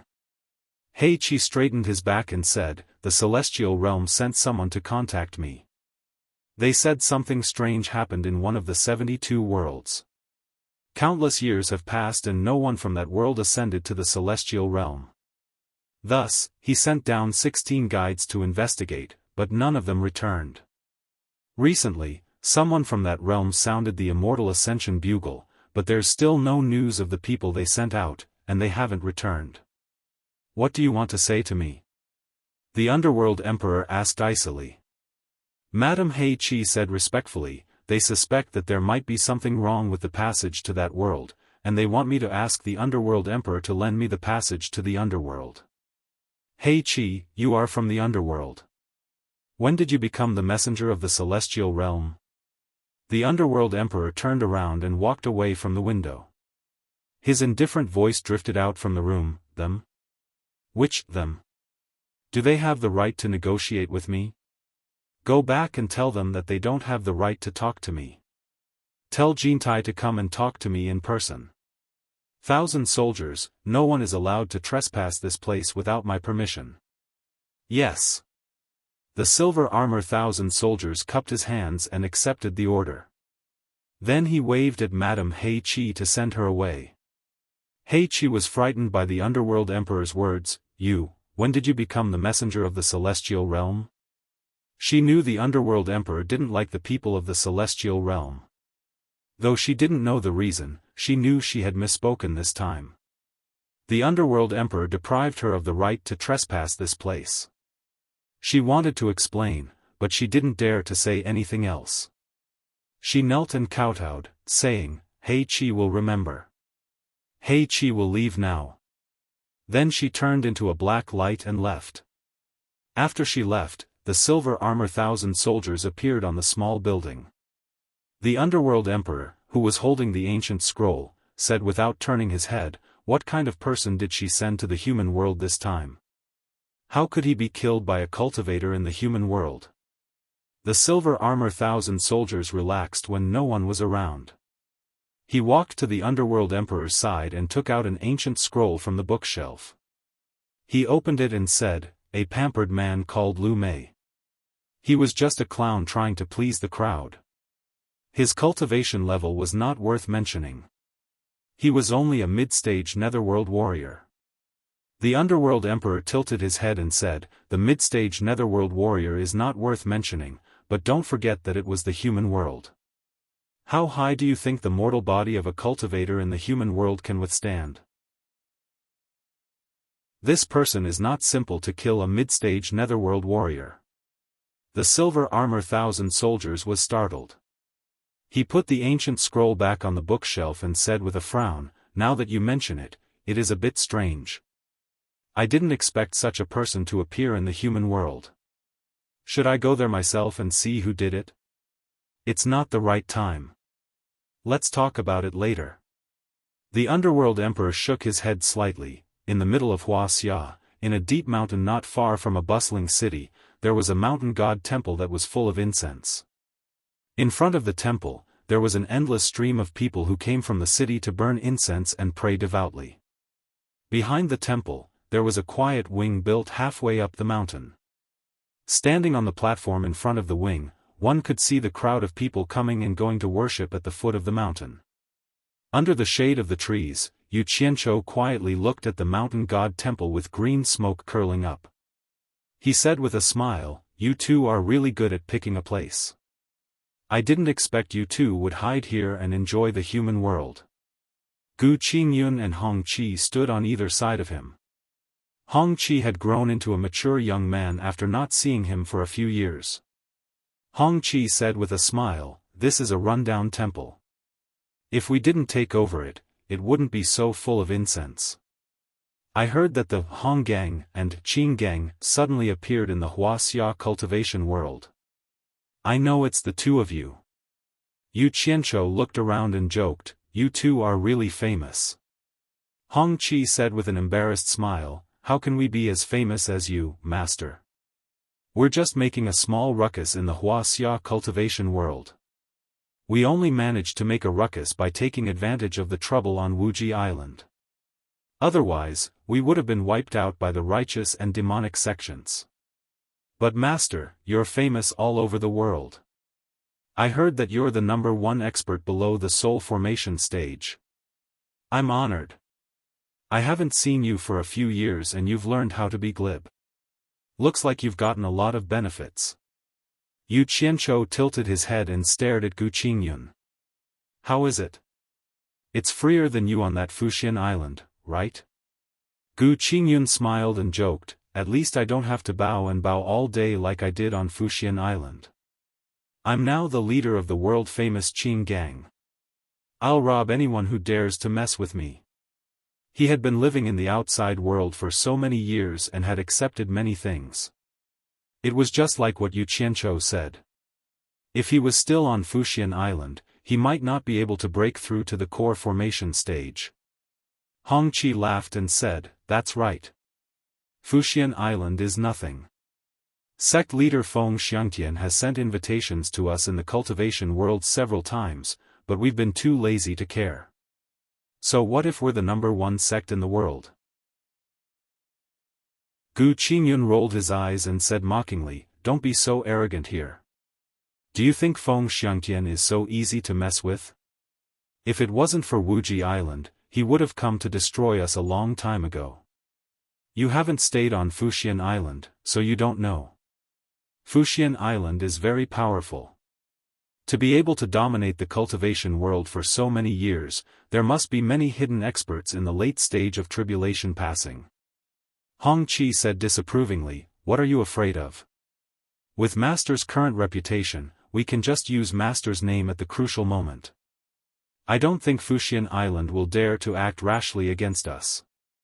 The two of them glanced at each other, then looked at Yu Qianqiu and chuckled. They indeed had a sense of superiority. All the sects in the cultivation world were worried that they would be attacked by the spirit-severing experts of the various countries and lived in fear. On the other hand, they had the foundation laid by Yu Qianqiu in the various countries. They didn't have to worry about anything. When they had nothing to do, they could rob others and live like kings. Gu Qingyun asked curiously, "Boss, why did you suddenly come to find us?" "Yes."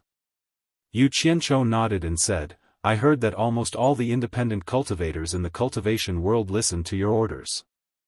I also heard that you guys are quite a deterrent to the small sects of the righteous and demonic Tao.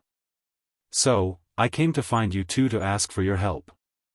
Hong Qi asked curiously, with master's ability, do you still need our help? Yu Qianzhou glared at him and looked into the distance. Soon, the millions of soldiers that have been occupying the western region of the cultivation world for a long time will march out and conquer the entire cultivation world. You two keep a close eye on those sections. If anyone dares to interfere, teach them a lesson. Don't be polite, I'll take care of it. The two looked at each other. They knew that Shi Wenguang was Yu Qianzhou's man, but they didn't expect them to collude and make preparations to conquer the world. Gu Qingyun frowned and said, we can barely deal with those small sects, but those large sects. Boss, to be honest, we can't stop them. I'll give each of you 1,000 men from the Utopia army. Yu Qianzhou turned around and stared at the two of them. You don't have to worry about those large sections. I'll deal with them. Is there any problem? Their eyes lit up. They naturally knew the power of the Utopia army. Hong Qi asked weakly, Master, are they all early-stage tribulation transcendence experts? Yu Qianzhou nodded. Hong Qi immediately rubbed his hands excitedly and said, no problem at all. Master, when will you give us that person? I'll give him to you now. Prepare early, Yu Qianzhou said. The two of them excitedly led him deep into the mountains. Chapter 664. At the western border of Wuxia, there was a culture and customs of a foreign land, with merchants from all over the world coming and going. In the hundreds of miles of barracks at the border, the army trained day in and day out. For many years, the army had been in a state of constant preparation for war. Yu Qianzhou quietly appeared at the back of the main tent. When the cultivators he sent saw him, they were surprised at first, then happy, but when they wanted to salute him, he waved his hand to stop them. Gently pulling the curtain aside, he saw Shi Wenguang and his son sitting around the table, gesturing with their hands to draw a map. Just as Yu Qianzhou was about to step out, he suddenly heard Shi Yintian muttering, Father, are we really going to keep waiting like this? The army has been training like this for a long time, everyone will get tired, it's not good for the morale of the army. Shut up, Mr. Yu will naturally have arrangements. Shi Wenguang signaled to the back of the tent with his eyes, hinting him not to speak carelessly. There were still people sent by Yu Qianzhou. Then he said in a low voice, Don't think I don't know, you've been secretly sending a group of people back to the capital, what are you planning? I knew I couldn't hide it from Father. Shi Yintian smiled bitterly, I've sent people back to spy on the situation, to see if there's a chance to bring everyone back. Our family has been separated for too long, it's not a good idea to continue like this. Shi Wenguang also sighed and shook his head, it's easier said than done, the imperial court has probably sent people day and night to keep an eye on them. Even if they can escape from the capital, it's a long journey, and there's also a heavy military presence, how can they make it?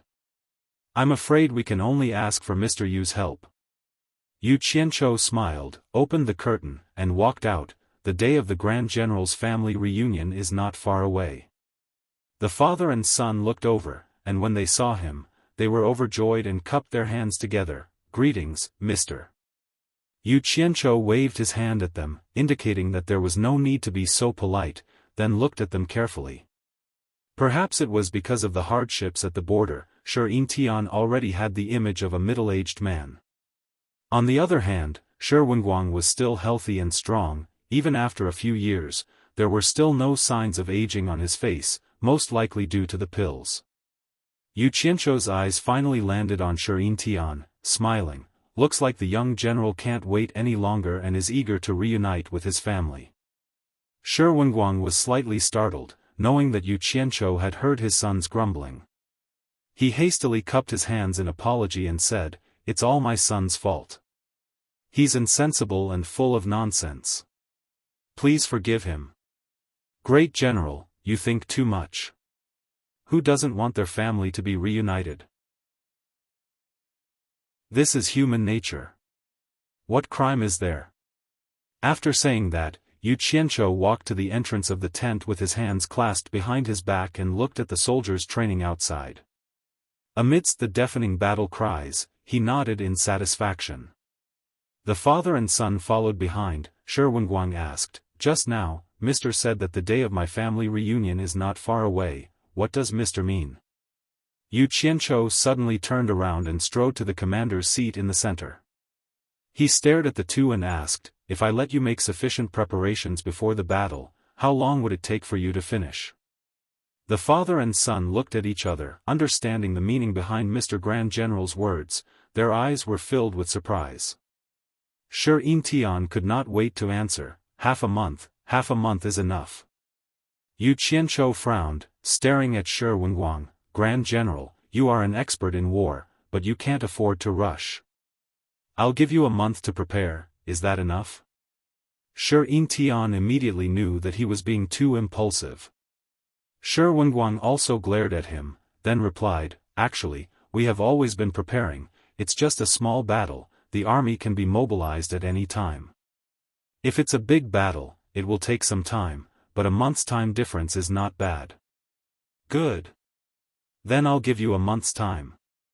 A month later, I will bring your family back safely on time." Yu Qianzhou looked out of the tent, and waved his hand. "Time doesn't wait for me. 1 month later, the army will march east. I will not directly intervene in the war between mortals, nor will I let other cultivators interfere.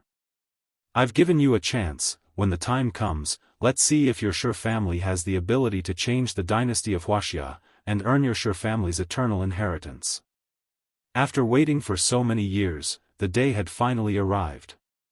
The father and son were so excited that they could not speak, and they bowed to Yu Qianzhou. Yu Qianzhou stood at the top of a lush tree in the depths of a mountain forest. In front of him was a large manor that was connected together. Behind the manor was a huge waterfall.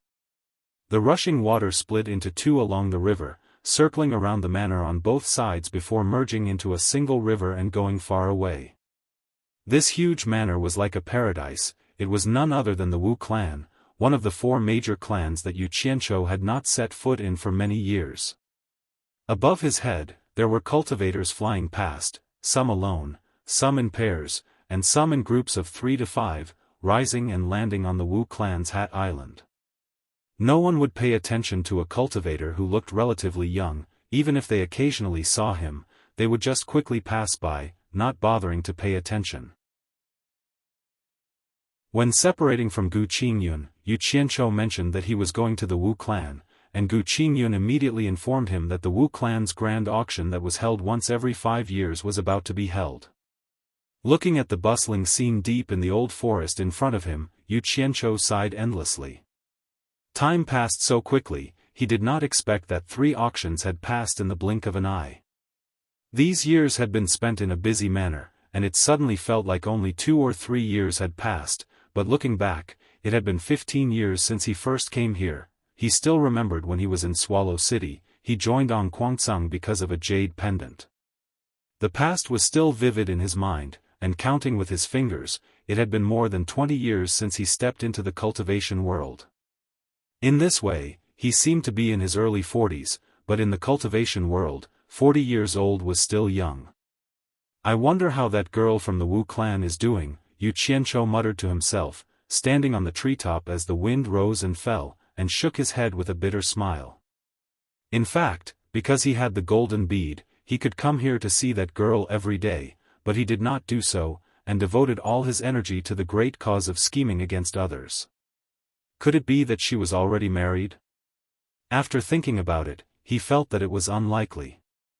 This era was different from his previous life, and Wu Lixue had already been branded with his, Yu Qianzhou's, mark. She could not be married at will.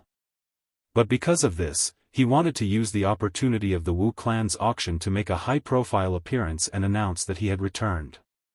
Now, he was a little afraid of seeing that girl's sad eyes when he went to the Wu clan. "We have to meet anyway. At worst, I'll just get beaten up by that girl, and it's okay if I die. Yu Qianzhou gritted his teeth, jumped off the treetop, and flew quickly to Hat Island.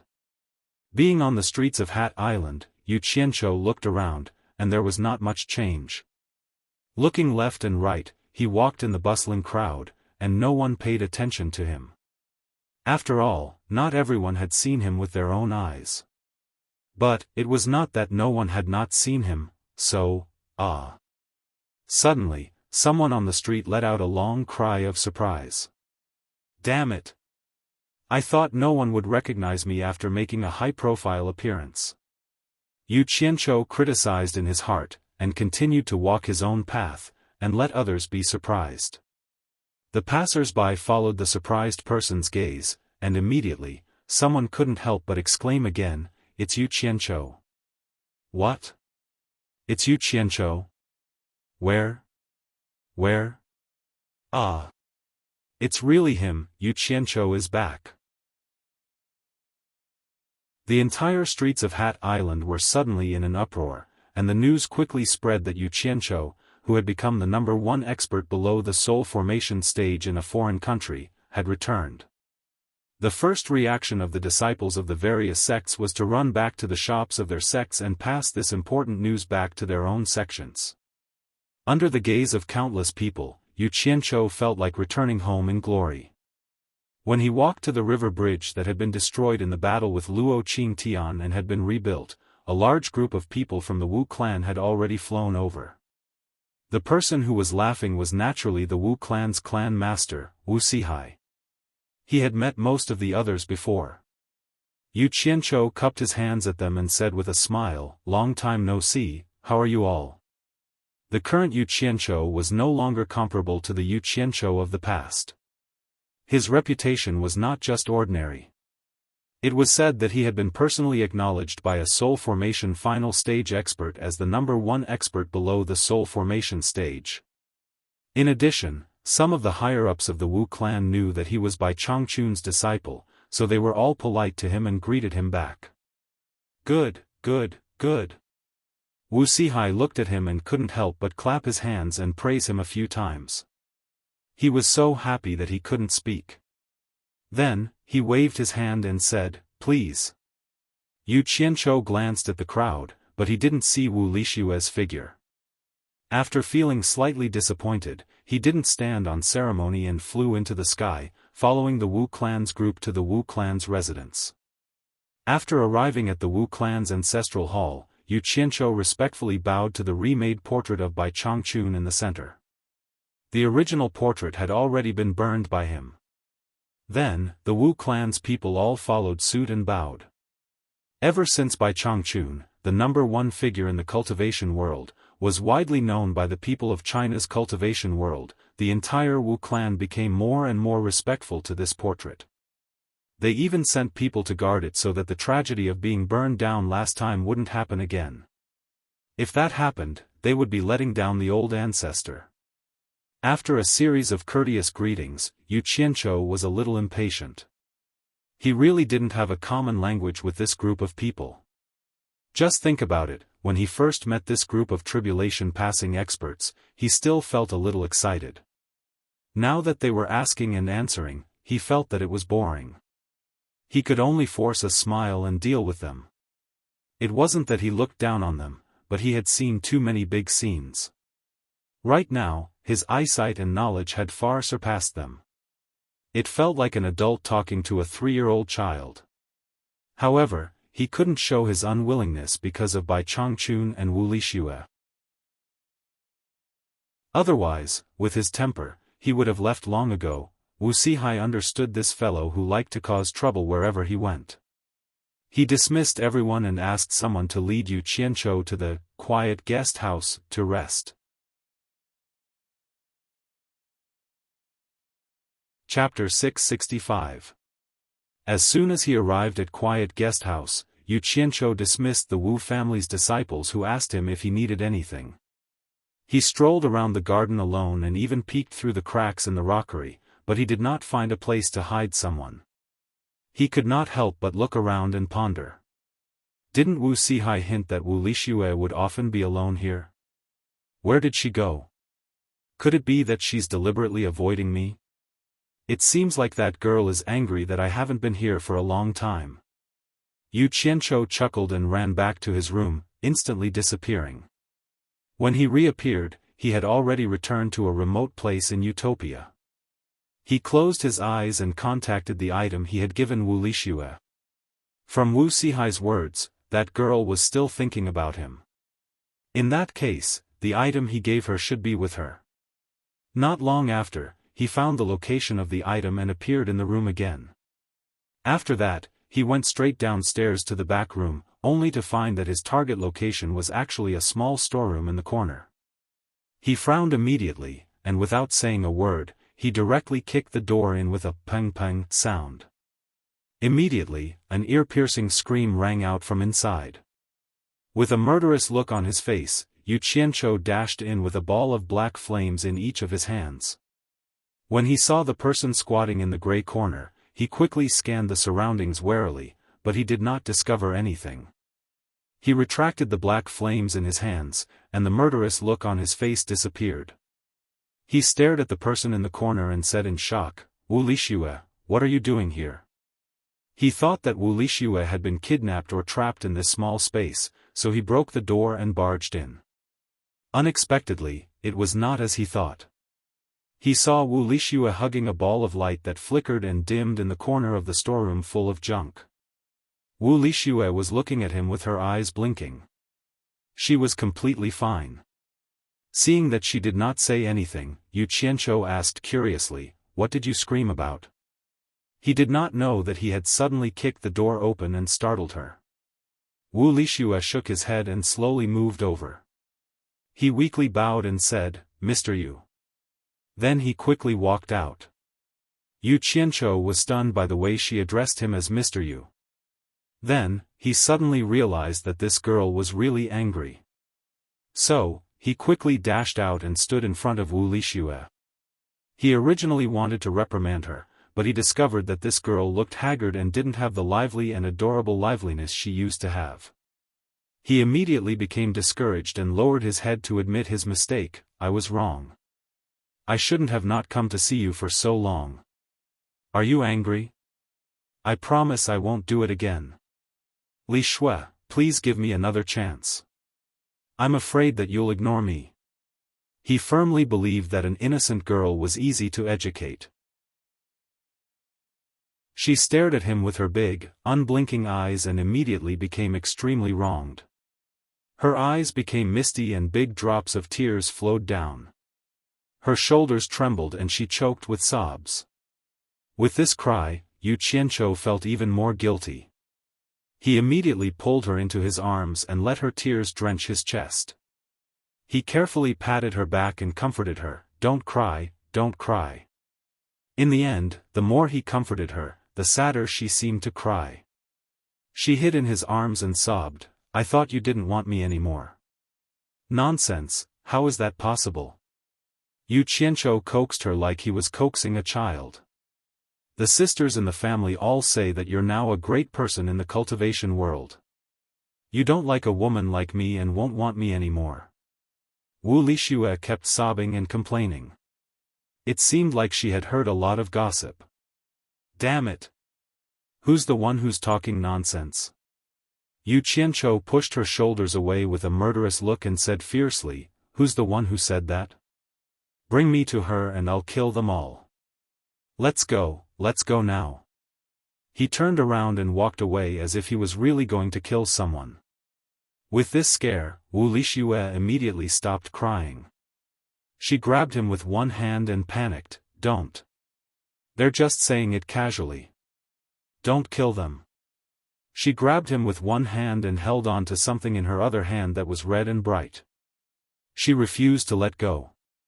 "They're just saying it casually. Why are you crying like this?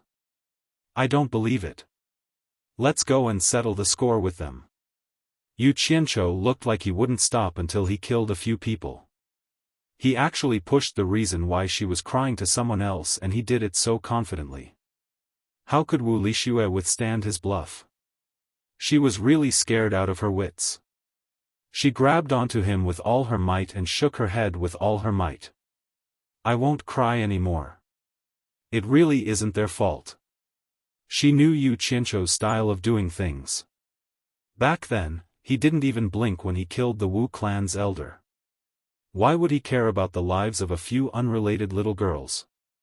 Yu Qianzhou turned around and asked, "You really won't cry anymore?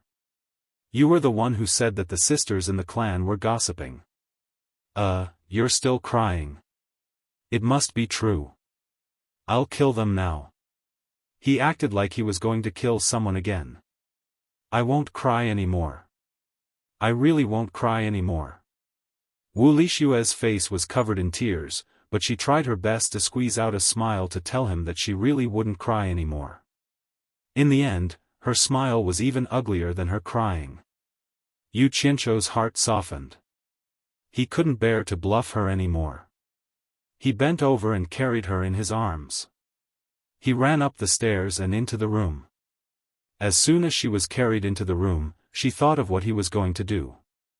She immediately said shyly, "What are you going to do?" He hugged it and looked at it carefully.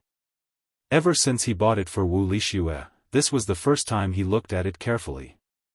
He walked to the window and looked at it under the sunlight. He couldn't see what was inside. He wanted to use his divine sense to check, but found that it couldn't penetrate. He couldn't help but scratch his head. Strange, why is this thing glowing? He turned around and asked, "Have you ever thought of opening it to see what's inside?" Wu Lixue shook her head. "I'll break it if I open it. This is the first thing you've given me. Why don't we open it now?"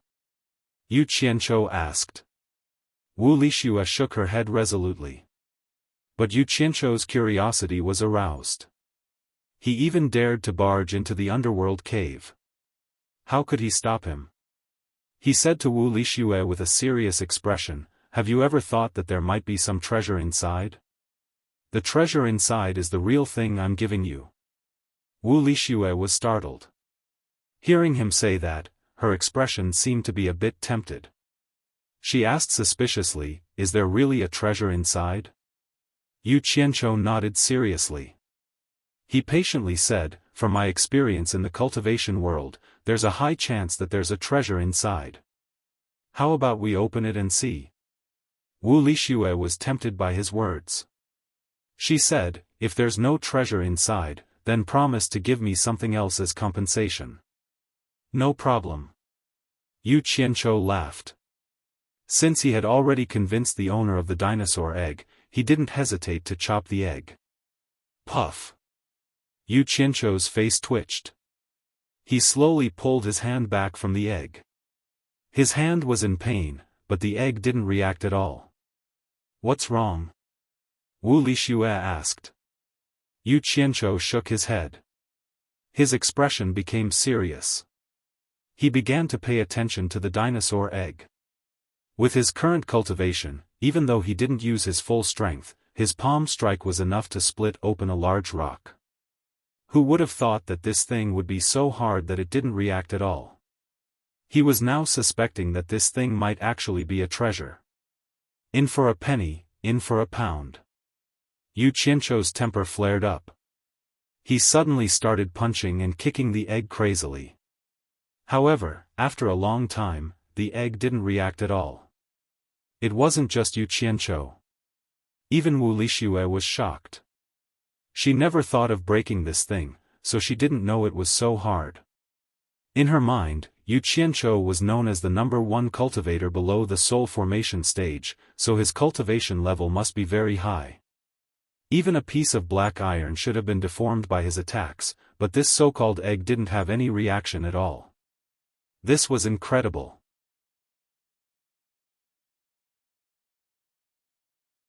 Chapter 666. It can't be helped, it's forcing me to be ruthless. Yu Qianzhou laughed and placed the glowing dinosaur egg on the table with a sinister expression. Wu Lixue saw his sinister smile and couldn't help but ask in a small voice, "What do you want to do?" "Of course I want to open it," Yu Qianzhou said as he pulled out a large black saber from his storage pouch. Wu Lixue was dumbstruck. She naturally knew of the reputation of this large black saber. It was a treasured saber that could cut through anything. Be careful, don't break the treasure inside. Wu Lixue said worriedly. It's fine, I know what I'm doing. As he spoke, Yu Qianzhou's saber had already landed on the egg. Dong! A crisp sound rang out. The saber collided with the egg, emitting a sound that wasn't made of gold, wood, iron, or stone. The two of them looked over at the same time. The egg was still sitting on the table without any damage, but there was a white mark on its surface. Yu Qianzhou reached out to touch the white mark. Who would have thought that it would be like a chalk drawing, easily erasing it without a trace? The two of them looked at each other speechlessly. Yu Qianzhou looked at the large black saber in his hand, then looked at the egg-like glowing red object in disbelief. He simply couldn't believe that the unparalleled sharpness of his large black saber couldn't cut through this thing. Up until now, he only knew that the dark iron could slightly restrain the large black saber, but it couldn't completely block its sharpness. As for other things, it couldn't block them at all. Who would have thought that they would meet a tough opponent today? Wu Lixue's eyes were also filled with disbelief. She had heard that even soul formation stage experts wanted to steal this treasured saber, so it was easy to imagine how powerful it was. She never thought that the object she was always hugging would be so hard. She blankly said, I can't open it, what do we do? I don't believe it. Yu Qianzhou spat. His saber whistled through the air, whistling through the air. With a pang sound, the table fell apart. The two of them could only watch as the egg smashed a hole in the floor and fell downstairs. There wasn't much commotion above, but there was a loud bang below. Even those standing above could feel the tremor. The two of them looked at each other, speechless. In for a penny, in for a pound. Since the floor was already broken, Yu Qianzhou dragged his saber and drew a circle on the floor, directly creating another large hole. Wu Lixue didn't have any objections and the two of them jumped down. In the end, he found that the stone floor at the bottom had been smashed into a deep pit, and the things in the room were destroyed by the flying rocks and soil. Even after 2 layers of buffering, Yu Qianzhou was still able to create a large hole. One could imagine how much strength Yu Qianzhou used. In the middle of the crater, the dinosaur egg lay there quietly. Its red light flickered as if it was looking down on someone's actions. Wu Lixue jumped into the hole and dug up the egg. After the two of them examined it carefully, they found that the broken thing was still stable and undamaged, except for some dirt. Yu Qianzhou was speechless as he sheathed his broadsword. He knew that if he couldn't even leave a mark on it, it would be futile to try to cut it again. He had to think of another way. At this moment, the sound of many people rushing down could be heard from the garden outside. It was obvious that they had been attracted by the commotion here. Yu Qianzhou took the egg from Wu Lixue's hands and gave her a look, signaling her to send them away. Then, he scurried back through the hole on his head and hugged the egg to study it in the room. After a while, Wu Lixue hurriedly came back. When she entered the room, she was shocked and exclaimed, "What are you doing?" The room was flashing with green light. She saw Yu Qianzhou holding the egg with one hand. There was a brilliant green flame burning in his palm, wrapping around the egg in his hand and burning it. Yu Qianzhou tilted his head and chuckled, "Since I can't split it open, I'll use fire. If fire still doesn't work, I'll boil it in water. In any case, I'll try all kinds of methods and it might work. If it really doesn't work, I can only give up. Who knows what this thing is? In any case, it can't be an egg. There can't be such a hard egg in this world. Hee hee. Maybe it's some rare material for refining artifacts. One day, I'll show it to the world's #1 refining expert, old ancestor Nan Ming. Maybe he'll recognize what it is." Wu Lixue nodded and silently stood beside him to observe. In the end, after half a day, there was no reaction from the egg. The red light was still flashing, and even the color didn't change. Wu Lixue couldn't help but ask, is this going to work? Treasure, treasure, it really is a treasure. Yu Qianqiu clicked his tongue.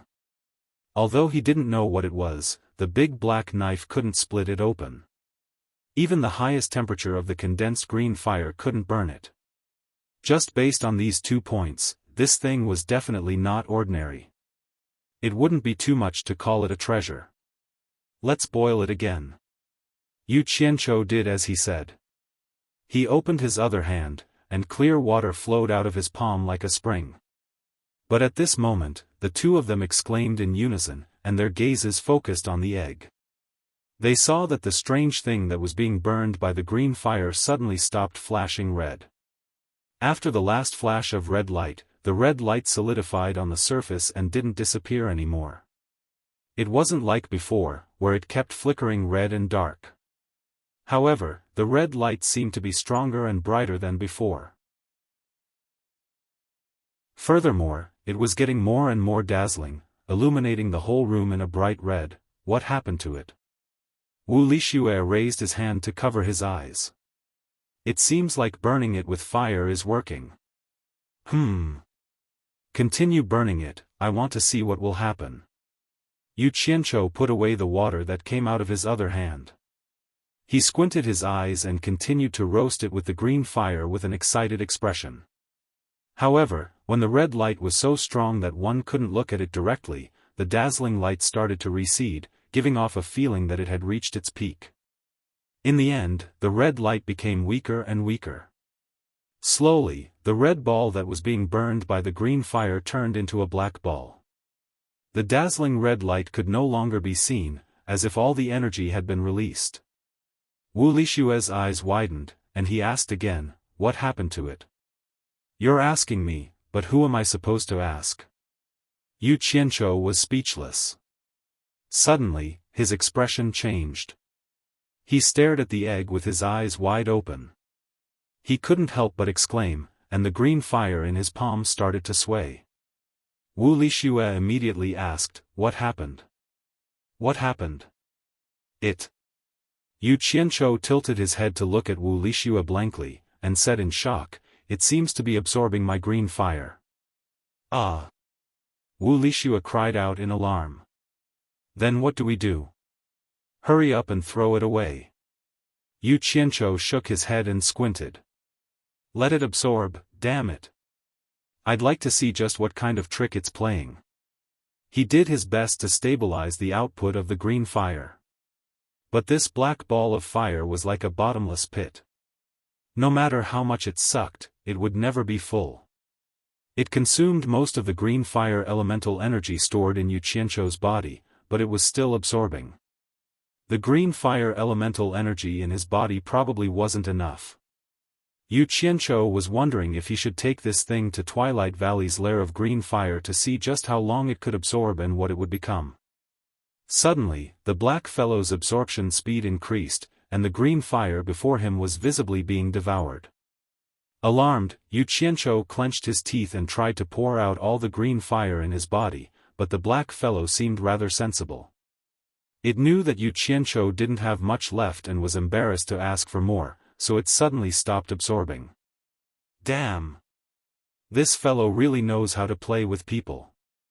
Yu Qianqiu was speechless. After a while, there was still no reaction, so he used the green fire in his palm to roast it a few more times, but there really was no reaction. Had it been full? Yu Qianqiu suspiciously withdrew the green fire back into his body and stared motionlessly at the black fellow. Wu Lixue looked at the black egg and then back at him.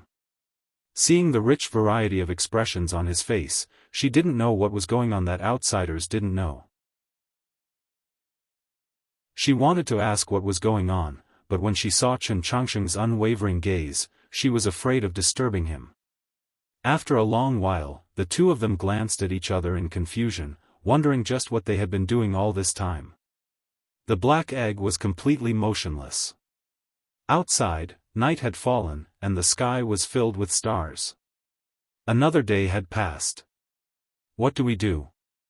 Yu Qianzhou no longer had any temper with the black egg and didn't want to continue tormenting it, so he began to consult Wu Lixue. Wu Lixue took the black egg back and looked it up and down. Except that it no longer glowed, there was no difference from before. She turned her head and asked, "Don't you want to boil it with water?" Yu Qianzhou's expression twitched. He estimated that there would be no reaction even if he boiled it with water, so he didn't want to waste time. He looked out of the window and said with a smile, "Now it's dark. Let's get down to business.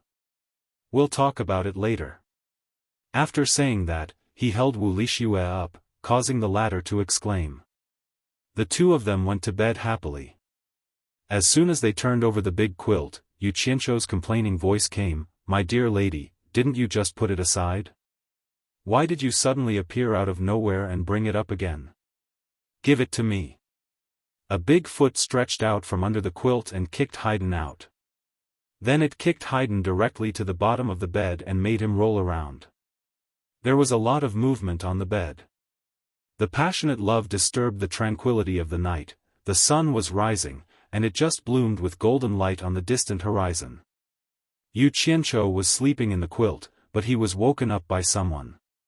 He opened his sleepy eyelids and saw Wu Lixue staring at him, so he closed his eyes without hesitation and waved his arms to push Wu Lixue, who was supporting her upper body, down to sleep with him.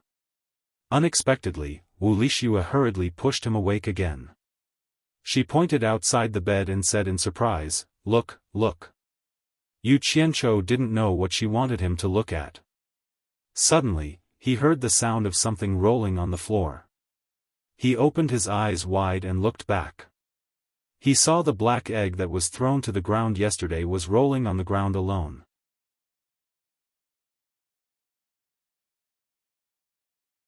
Chapter 667. What does that mean? Yu Qianzhou was a little dumbfounded.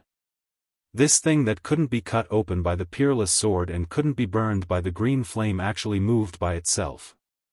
What the hell is going on? He was dumbfounded, but Wu Lixue, who was behind him, quickly put on his clothes and said excitedly, "Let me see what's wrong." Climbing over Yu Qianzhou, he didn't even have time to put on his shoes and socks. Barefooted, he got off the bed and ran over. That black egg rolled here and there. Seeing that it was about to roll into the hole that Yu Qianzhou dug on the floor, Wu Lixue bent down and picked it up. His big eyes were filled with curiosity as he stared at the egg without blinking. Holding it in his hands and shaking it, he put it to his ear to listen. Suddenly, he let out a cry and looked at Yu Qianzhou in surprise. "Yu Qianzhou, there's really something moving inside." Yu Qianzhou revealed an idiotic expression and asked foolishly, "What's moving?" "I don't know." Wu Lixue looked at the black egg in his hands and asked, "Don't you think it looks like an egg? Do I need you to remind me? Not only does it look like an egg, but it also looks like a dinosaur egg." Yu Qianzhou sat up on the bed and rubbed his chin as he imagined the scene of a Tyrannosaurus Rex hatching from the egg and him taking it for a ride everywhere. But after thinking about it, he felt that it wasn't right. A dinosaur egg shouldn't be so tough that he couldn't open it no matter how hard he tried, right? Without any hesitation, he put on his clothes and jumped off the bed. He reached out and said, "Let me see." Wu Lixue handed the egg to him. Who knew that when he held it in his hands, his expression changed? He saw that the egg that was still quietly in Wu Lixue's arms immediately started to shake the moment it was in his hands. The egg shook violently, and even Yu Qianzhou's arms started to shake. Wu Lixue was confused, but Yu Qianzhou was dumbfounded. He didn't know what it meant either. Beep, beep, beep. The entire room was filled with the sound of hurried rioting. Yu Qianzhou's face was flushed red. He used all his strength to hold onto the egg, and the man and the egg began to compete with each other. The egg in his hand reminded him of the pile drivers from his previous life. It was the kind of rapid vibration. In the end, Yu Qianzhou's whole body shook along with the egg in his hand. He held his breath and said, "You're so strong. I can't hold it anymore. F***CKU. Hey Dan was directly thrown out by him. It hit the wall with a ping sound, and then hit the ground with a bang sound, rolling around. The strange thing was, as soon as the thing left Yu Qianzhou's hand, the do-do-do vibrating sound disappeared. The black egg rolled on the ground and stopped moving. Yu Qianzhou was dumbfounded again. He said in astonishment, F***CKU. It can't be so strange, right? Is there really something wrong with my character? Wu Lixue looked at the black egg, and then looked at Yu Qianzhou. She couldn't help but laugh. Why was it fine in her hand, but it was haunted when it was in his hand? She held back her laughter and tentatively walked to the black egg to hold it. Sure enough, it was fine. Yu Qianzhou's face darkened. Wu Lixue only took a glance at it and immediately burst into laughter. She laughed so hard that she rocked back and forth with joy. D***MN girl, if you dare to laugh again, I will strip your clothes and spank you. Yu Qianzhou threatened with a hazy face. I won't laugh, I won't laugh. Wu Lixue smiled and shook her head again and again. Suddenly, her smile froze on her face. She slowly looked down at her hand and said, Yu Qianzhou, come and have a look. It seems that there are many cracks on it. Really? Yu Qianzhou's face was suspicious, but then it turned into curiosity. He said excitedly, Where? Where? Let me have a look. His two outstretched hands just touched the egg, and then he retracted them. He smiled embarrassedly, You hold it. This broken thing is not right with me. The two of them looked at each other's heads and carefully observed the surface of the black egg. If they didn't look carefully, they really couldn't find that there were crisscrossed and very regular tiny cracks on the surface of the black egg. The distance between the cracks was almost the same as the size of the square, as if this egg was put together by many pieces. Yu Qianzhou couldn't help but reach out to touch the surface. He said with a tut-tut, It's really a crack. Is this thing really an egg? Is there something hatching in it? Suddenly, there was a beep sound again. Yu Qianzhou quickly retracted his hand that was touching it. As expected, it verified the rule that he couldn't touch it.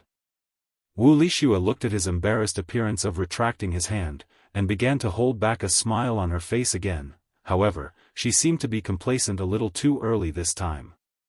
It was good that Yu Qianzhou retracted his hand, but the beep sound sounded again, and it was very violent and continuous beep. Wu Lixue's cultivation was far worse than Yu Qianzhou's. The egg in her hand almost jumped out, and her hands were jumping, and then there was no more movement. Looking at Wu Lixue's surprised expression, Yu Qianzhou finally felt a little better.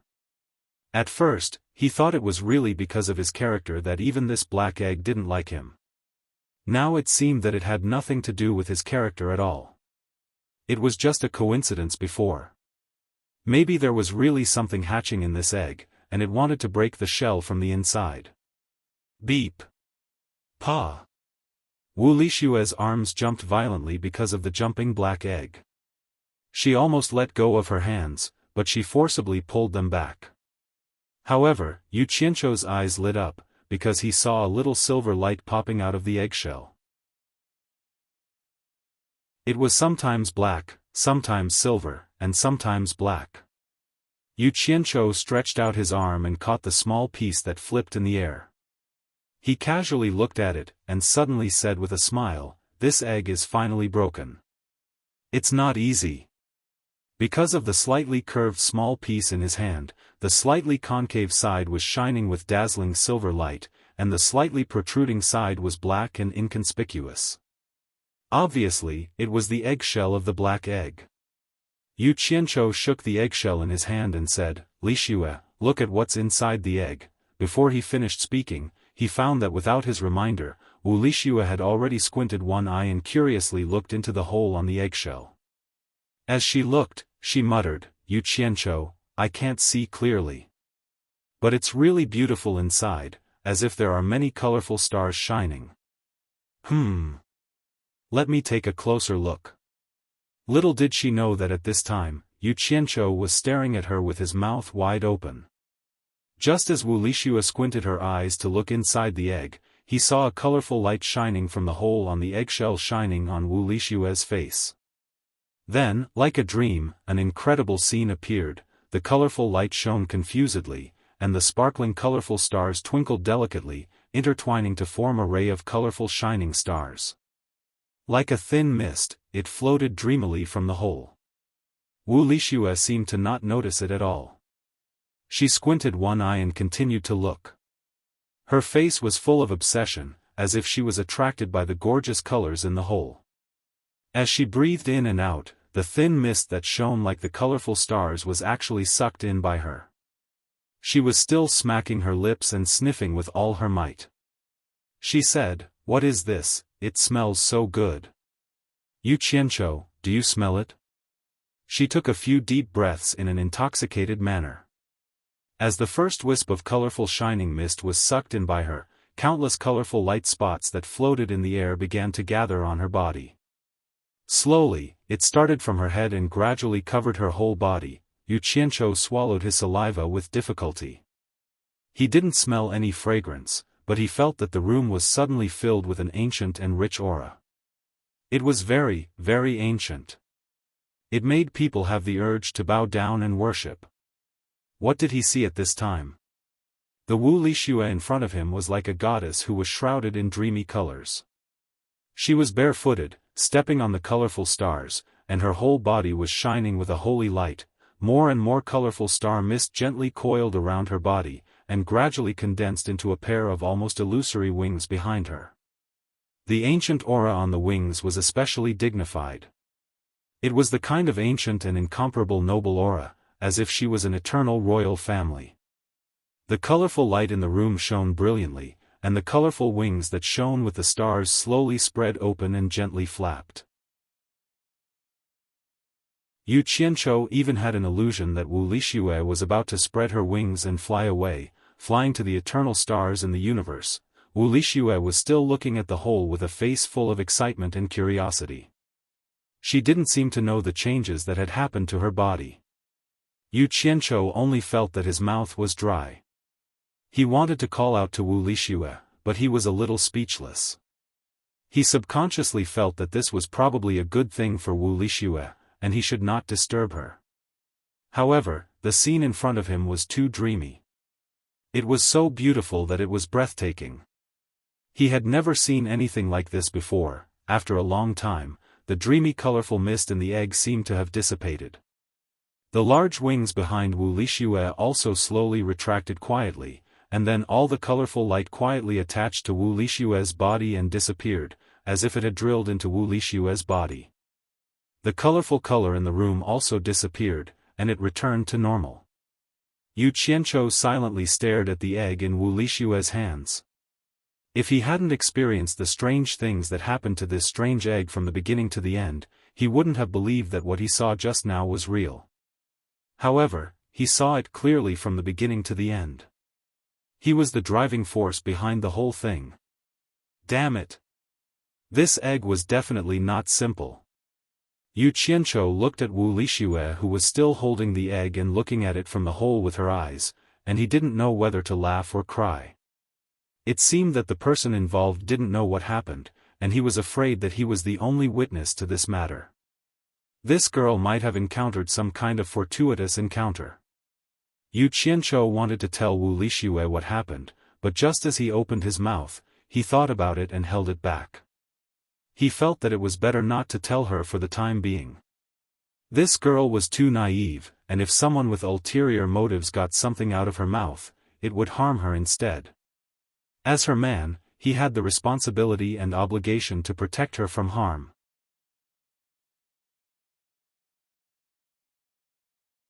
Chapter 668. With this thought in mind, Yu Qianqiu decided not to mention what he had just seen, at least not to anyone in the short term. Otherwise, he did not know what would happen if word got out. He hoped that he could do his best to let her remain pure for the rest of her life and experience fewer troubles. Why are the colorful stars gone? Wu Lixue frowned and muttered. Then, she raised her head excitedly and shouted to Yu Qianqiu, "I saw something inside, guess what it is?" Yu Qianqiu silently looked at her, his eyes filled with love as he smiled and said, "I'm guessing it's something with wings." Wu Lixue was stunned and asked in surprise, "How do you know?" Then, she squinted her eyes and continued to look. "It has wings, but it is not moving, so I can't see what it is." It's moving, it's moving." Yu Qianqiu's interest was immediately piqued. He really wanted to see what was inside that caused such a miraculous scene.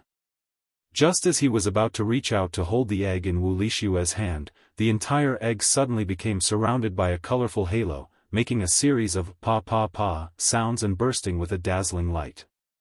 When the two closed their eyes, they heard a series of sounds of things falling on the floor. When the dazzling light disappeared and the two opened their eyes again, the egg in Wu Lixue's hand had disappeared. Between the two of them was an ugly strange bird. Looking at it, it was flying proudly and arrogantly. Just the way it turned its head and looked around, it seemed to be saying, "I finally broke out of the egg." "Crow!"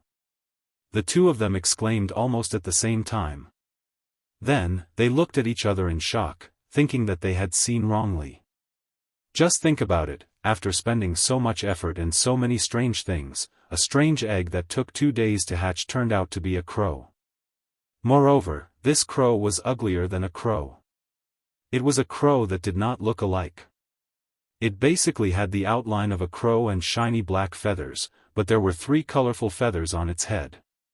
Its beak and claws were a dazzling gold, and the feathers on its head and neck glowed with a purplish-blue metallic luster. Its body seemed to be much wider than an ordinary crow's. 2 eyes brimming with intelligence blinked, but generally speaking, the closest bird was a crow. Wu Lixue was a little better. After all, she didn't see the shocking scene that happened to her. But Yu Qianqiu found it hard to accept that such a breathtaking and magnificent scene was actually a crow. How was this possible? The crow flapped its wings and looked around proudly, as if it could understand what the two of them were saying. When it heard the two of them exclaiming, "Crow," it seemed to have suffered a huge blow. It staggered and almost fell on the floor. Fortunately, it flapped its wings desperately and flew up.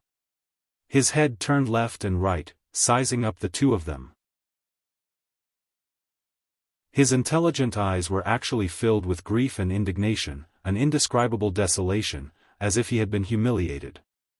The two of them were stunned by the crow's dramatic expression. Could it be that the crow could understand human speech?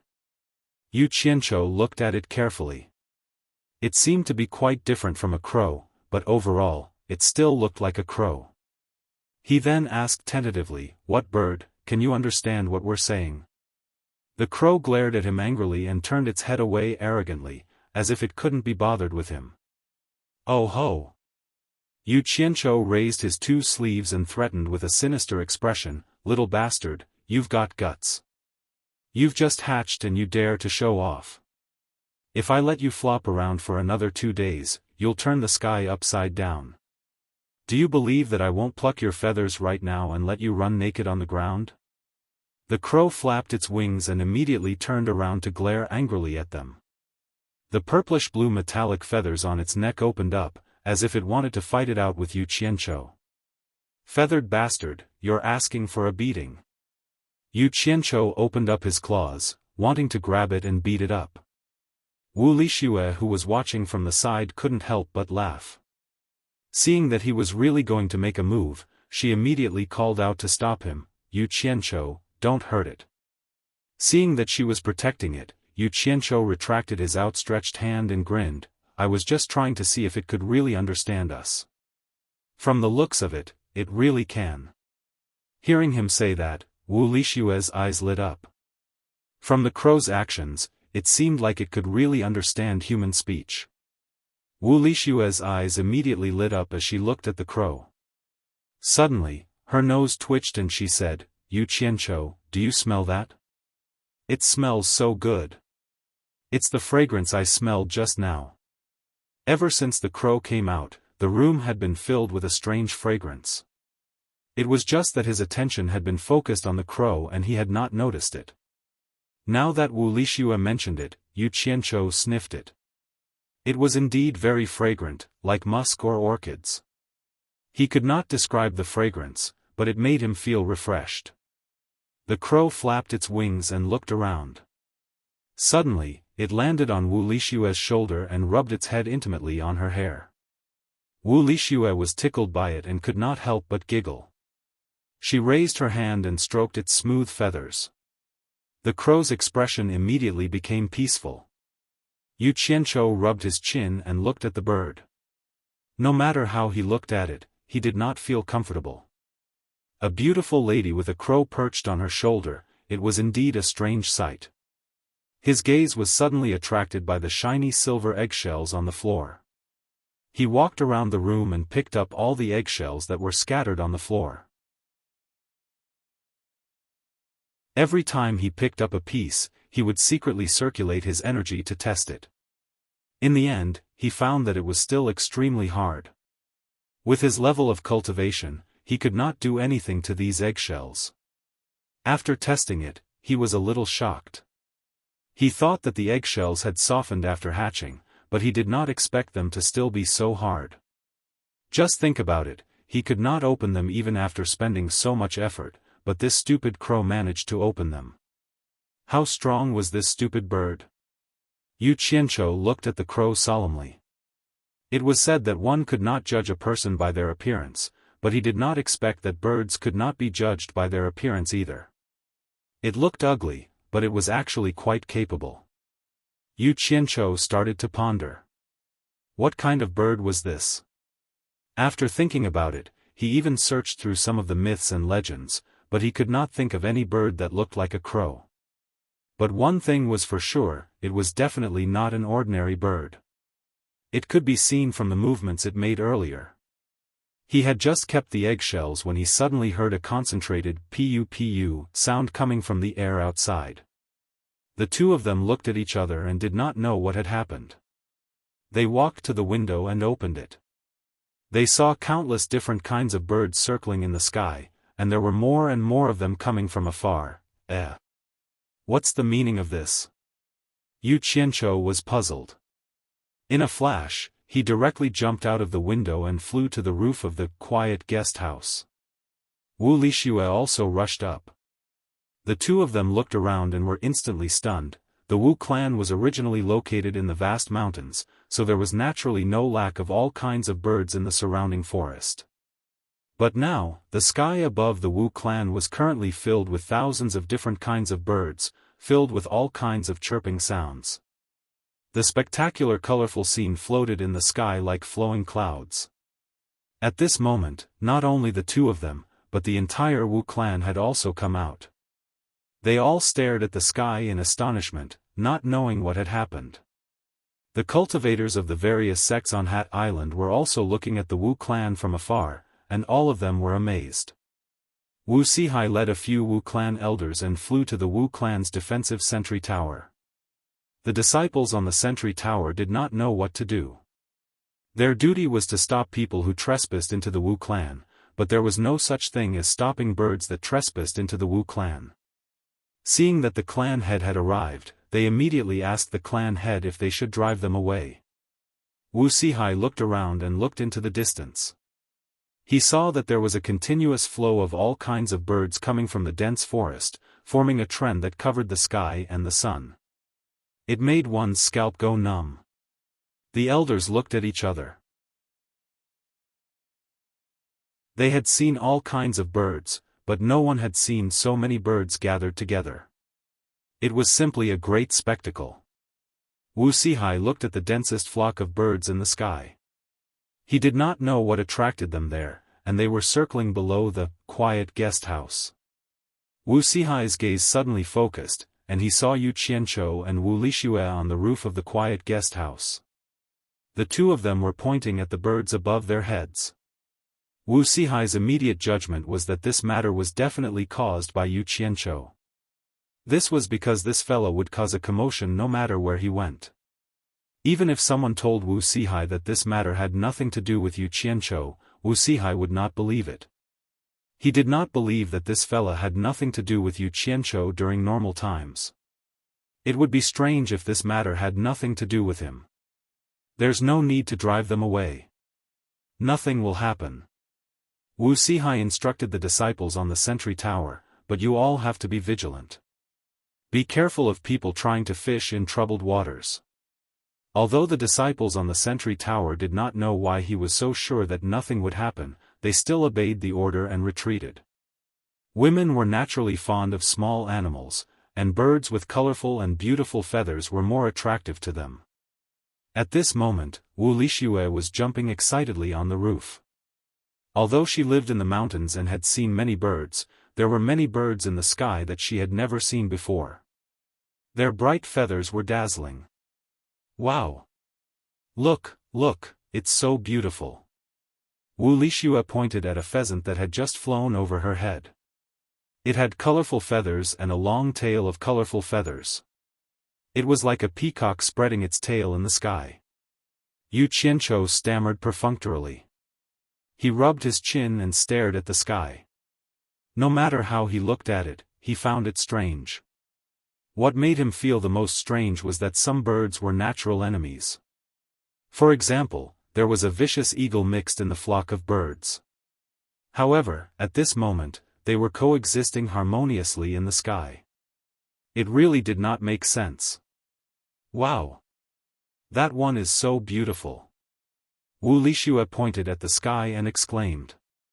Yu Qianzhou tilted his head and glanced at her. He inadvertently saw that the crow on her shoulder glanced at the bird she pointed at. It revealed a disdainful look, as if it was mocking. This was considered beautiful?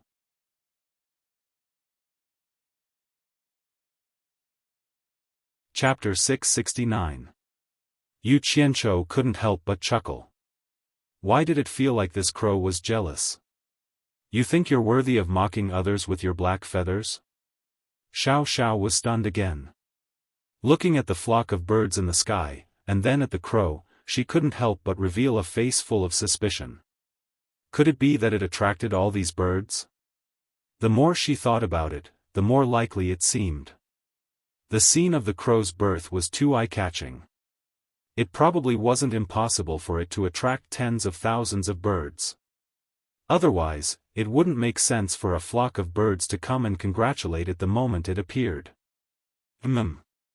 Looking at the various birds chirping happily overhead, it seemed like they were here to celebrate. I say, crow, think of a way to make them disperse. It's too rude to block others from sunbathing. Yu Qianzhou said tentatively. In the end, when the crow heard this, it shook on Wu Lixue's shoulder and staggered, almost losing its balance.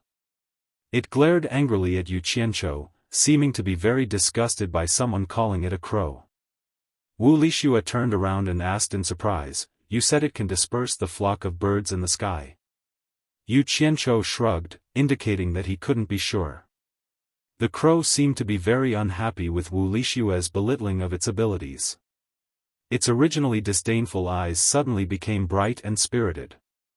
It stared at the flock of birds in the sky, its body faintly glowing with vibrant colors. Yu Qianzhou was slightly surprised. The crow was still the same crow, but he suddenly felt that its aura was different. Such a small fellow actually had a domineering aura. At this moment, the birds in the sky suddenly disrupted their circling formation and began to descend one after another. In the blink of an eye, all the birds in the sky disappeared.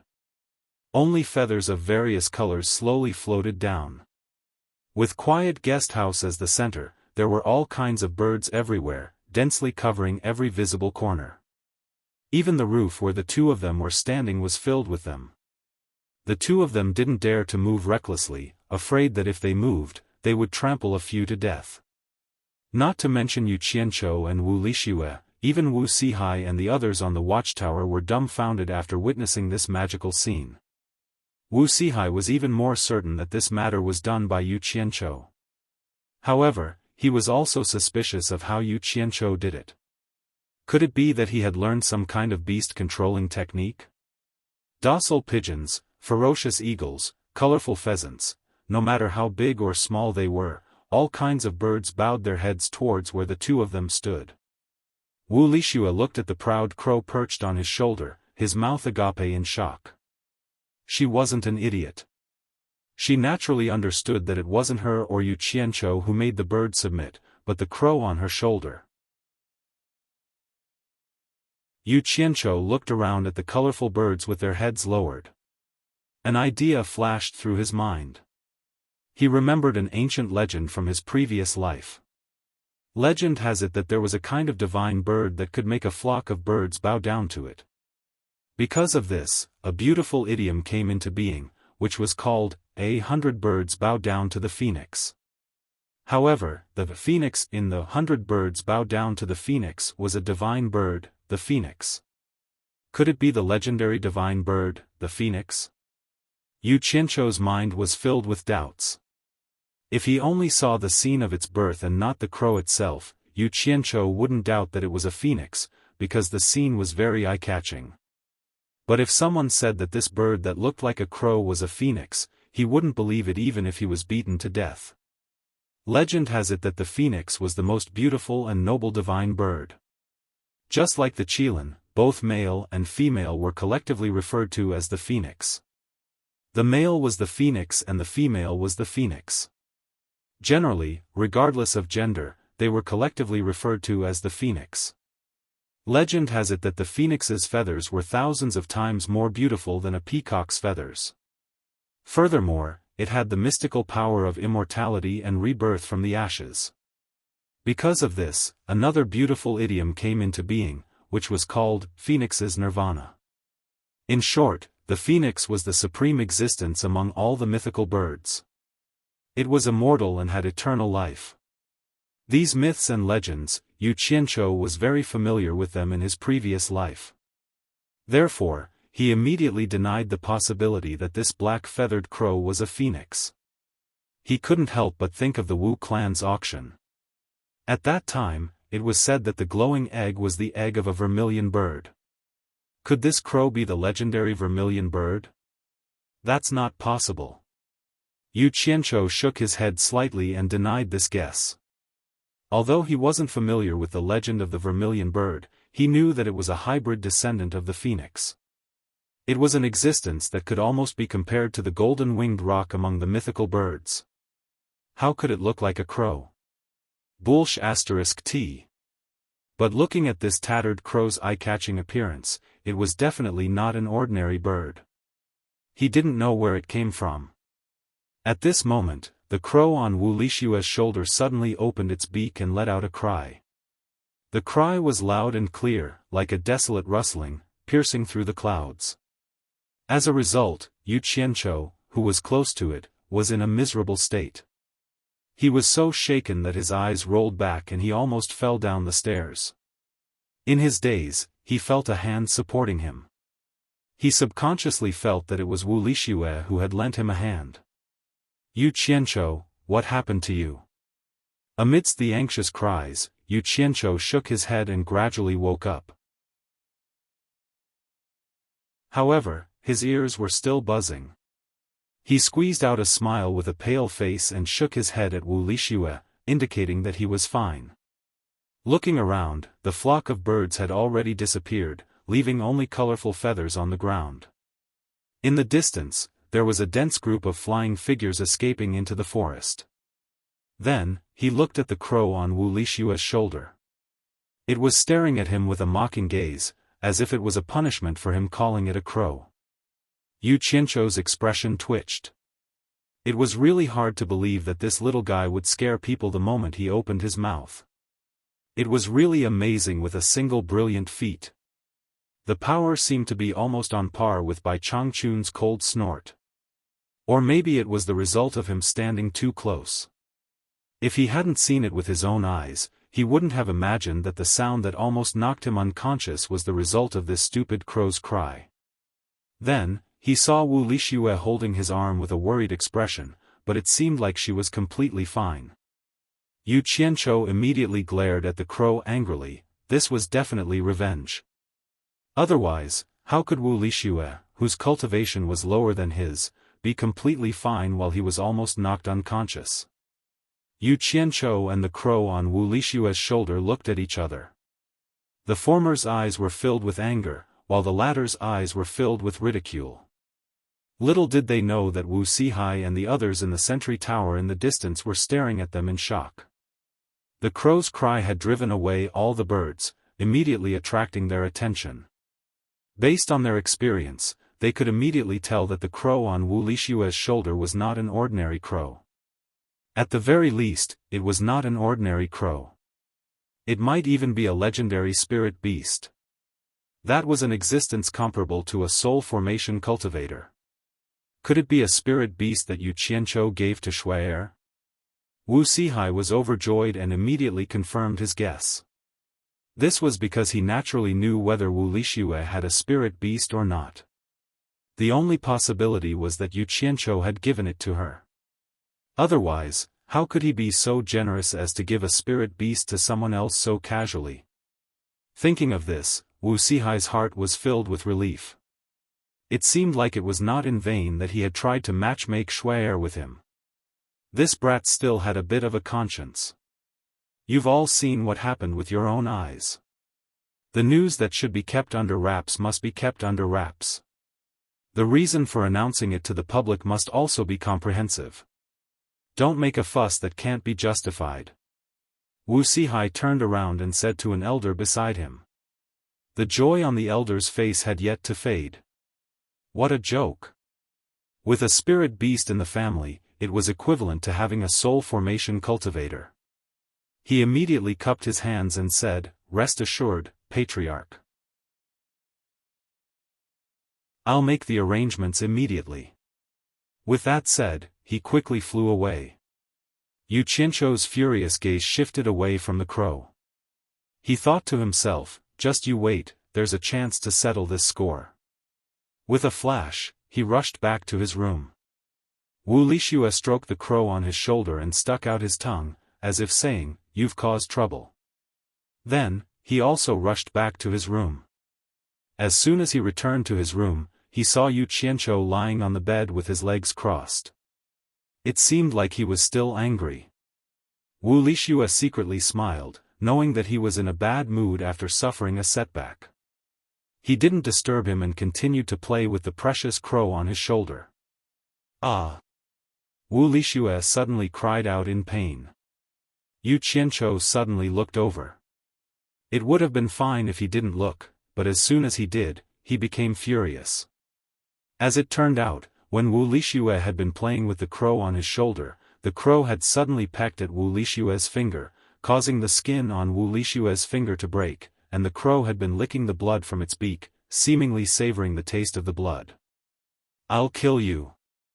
Yu Qianzhou roared angrily, and in a flash, he stretched out his claws, wanting to grab the crow on Wu Lishue's shoulder and crush it to death. "Don't!" Wu Lishue was not having it. Instead, he used his hands to block the crow on his shoulder. "Lishue, let me kill it. This stupid bird doesn't look like a good thing. It's bloodthirsty the moment it's born, it's very strange. It's not safe for you to keep it by your side." Yu Qianzhou was furious, as if he wanted to take revenge on Wu Lishue. "No. It didn't do it on purpose." Wu Lishue pleaded. "Yu Qianzhou, can you let it go? It's just a little skin on my finger, it's really not a big deal. Lishue, don't be stubborn. Let me kill." Yu Qianzhou couldn't finish his sentence. The crow on Wu Lishue's shoulder had closed its eyes that were filled with intelligence, and the 3 colorful feathers on its head were actually emitting a faint rainbow glow. What was it doing? Wu Lishue also noticed this strange phenomenon, and both of them were stunned. There were too many miraculous things about this crow, and it was beyond their imagination. Yu Qianzhou's anger disappeared just like that. His finger slowly scratched his chin, and he thought to himself, could it be that this stupid bird is evolving? Not long after, the crow's eyes suddenly opened, and it stared at Yu Qianzhou with a piercing gaze. With a clear and melodious voice, it shouted. "What did you call me? How dare you call this god a stupid bird?" The two of them almost fainted when they heard it. Yu Qianzhou's face was filled with disbelief. He pointed at it and stammered. You were the one who spoke just now. The crow shook its head in anger. That's nothing. This god was born to understand any language. Anything that can speak in this world, as long as it offers a drop of blood for this god to extract, this god will be able to learn their language in no time. But don't misunderstand, this god is incomparably noble. I won't extract just anyone's blood. For example, your blood is not worthy for this god to extract. The person it was looking down on was naturally Yu Qianzhou.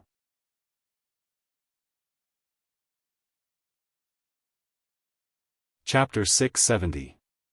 However, Yu Qianzhou did not seem to mind its words of disdain, instead staring at it suspiciously, sizing it up. The crow snorted coquettishly, "What's wrong?" Dumbfounded. "You've never seen a bird that can talk like this god, right?" Wu Lixue was dumbfounded, her hands covering her mouth in shock. Yu Qianzhou raised an eyebrow, his gaze sweeping across the crow's chest and between its legs. Suddenly, he asked weakly, "From your voice, it sounds like a woman's voice. Are you a female?" Shameless fellow. The crow's voice was filled with humiliation, its wings covering its chest, looking like a woman who had discovered that she was being peeped on by a man. Ha! Yu Qianzhou laughed evilly, waving his hands. "Don't worry, even if you're a female, I'm not interested in birds. A whole body of black fur, there's nothing much to look at." The crow immediately buried its head into Wu Lixue's ear, saying, "Shui, you have to control your man." "It called me Shui." Wu Lixue felt like she was dreaming, looking at the wound on her finger, she was speechless. "Ha! You really act like a woman." Yu Qianzhou circled around Wu Lixue twice, but he was actually looking at the bashful bird. He clicked his tongue and said, "If I hadn't seen the scene of your birth, would have thought that Brother Ba was mimicking you. But there's nothing strange about that. What has this great master not seen before, let alone a talking crow like you? This great master has even seen a talking dragon." The crow's head suddenly lifted up, looking at Yu Qianzhou curiously. "You've seen a dragon? Is there a dragon here? That can't be. Dragons are supreme beasts, how could they appear in the mortal world so easily? This great master can say anything, but I don't know how to lie. Do you think I'll lie to a crow like you?" Yu Qianzhou waved his hands disdainfully, asking, "Tell me the truth, what kind of bird are you? You don't seem like an ordinary crow. Could it be the legendary vermilion bird? I'm warning you, you're not allowed to call this god a crow in the future. This god is incomparably noble, how can a crow compare to it? As for the vermilion bird, although it's a close relative of mine, it hasn't reached the level of a divine beast. At most, it's a top-notch immortal beast." After the crow waved its single wing in warning, it puffed up its chest and said proudly, "Dragons are the supreme divine beasts among the beasts, and I am the supreme divine beast among the birds. My bloodline is incomparably noble. I don't drink unless it's morning dew, I don't eat unless it's tender bamboo, and I don't perch unless it's 1,000-year-old parasol tree. I am the phoenix." "Phoenix? You said you're a phoenix?" Yu Qianzhou pointed at the crow with his mouth agape, and after a moment of daze, he suddenly laughed out loud, rocking back and forth as he said, "A black and swarthy crow like you dares to call yourself a phoenix, aren't you afraid of biting your tongue? You are not allowed to call this god a crow." The crow said angrily, "What right do you have to say that this god is not a phoenix?" Yu Qianzhou laughed so hard that tears almost flowed out of his eyes, waving his hands and saying, "I'm laughing so hard my stomach hurts. Forget it, I'm not going to argue with you anymore. If you say you're a phoenix, then you're a phoenix. You dare to look down on me?" The crow was really angry now. Wu Lixue listened to the conversation between the man and the bird, and the more she listened, the more confused she became, asking, "What are you two talking about? What is a phoenix?" Standing on her shoulder, the crow stumbled again, staring at her with an aggrieved look and said, "Shui, have you never heard of us phoenixes? Wu Lixue thought for a moment, her face full of confusion as she said, I only remember that the legends say that the vermilion bird is the supreme divine bird, but I've never heard of a bird called a phoenix. Yu Qianzhou was slightly taken aback, hearing Wu Lixue's words. He really had not heard of the legends of phoenixes in this world, and the only reason he knew about them was because he had the memories of his past life. The crow lowered its head weakly, muttering to itself, could it be that no phoenix has ever descended in this world? That's impossible. My mother should have descended in this world before. Didn't she leave behind any legends? All of a sudden, it raised its head and stared at Yu Qianzhou, asking, then how do you know about phoenixes? Wu Lixue also looked at him curiously. Yu Qianzhou was taken aback, he couldn't possibly say that he had lived 2 lives right. Immediately finding an excuse, he giggled and said, maybe your mother looks just like you, and everyone else thinks of her as a crow, who would care what a crow's name is. I've heard of a legend of a crow drinking water, but I don't think it's your mother. Nonsense, my mother is the most beautiful mythological beast, with 7 colored feathers, and a rainbow glow around her body, noble and peaceful. Anyone can tell that she is extraordinary with one look, and as long as someone has seen her before, with just one look, no one can forget her. She's much prettier than I am. The crow's first few words were said arrogantly, but by the time it finished, it was as if it was feeling inferior because of its ugly appearance. Yu Qianzhou was stunned on the spot. According to the crow's description of her mother, she really looked like the phoenixes he had heard of in his previous life. But thinking about it, he snorted coldly, who are you trying to fool? When your mother gave birth to you, you were in the egg, how could you have seen your mother? Wu Lixue nodded in agreement with Yu Qianzhou's words, saying to the crow, don't lie. There's nothing wrong with being a crow. I won't look down on you. The crow immediately fell onto Wu Lixue's neck, weakly getting up and explaining, our phoenix race, the reason why our bloodline is so noble is because we are born with the bloodline of our parents, and we are immortal, that's why we are noble. The reason why I am like this now is because I am still a young phoenix, although I only remember a small part of the memories my parents left me, but every time I go through a tribulation, I will be able to unlock another part of my memories, and my strength will increase greatly, and my appearance will become more beautiful. After going through 9 tribulations and being reborn 9 times, I will be able to unlock all my memories, and with my strength and memories, I will be able to find my way back to the divine realm. Is that so?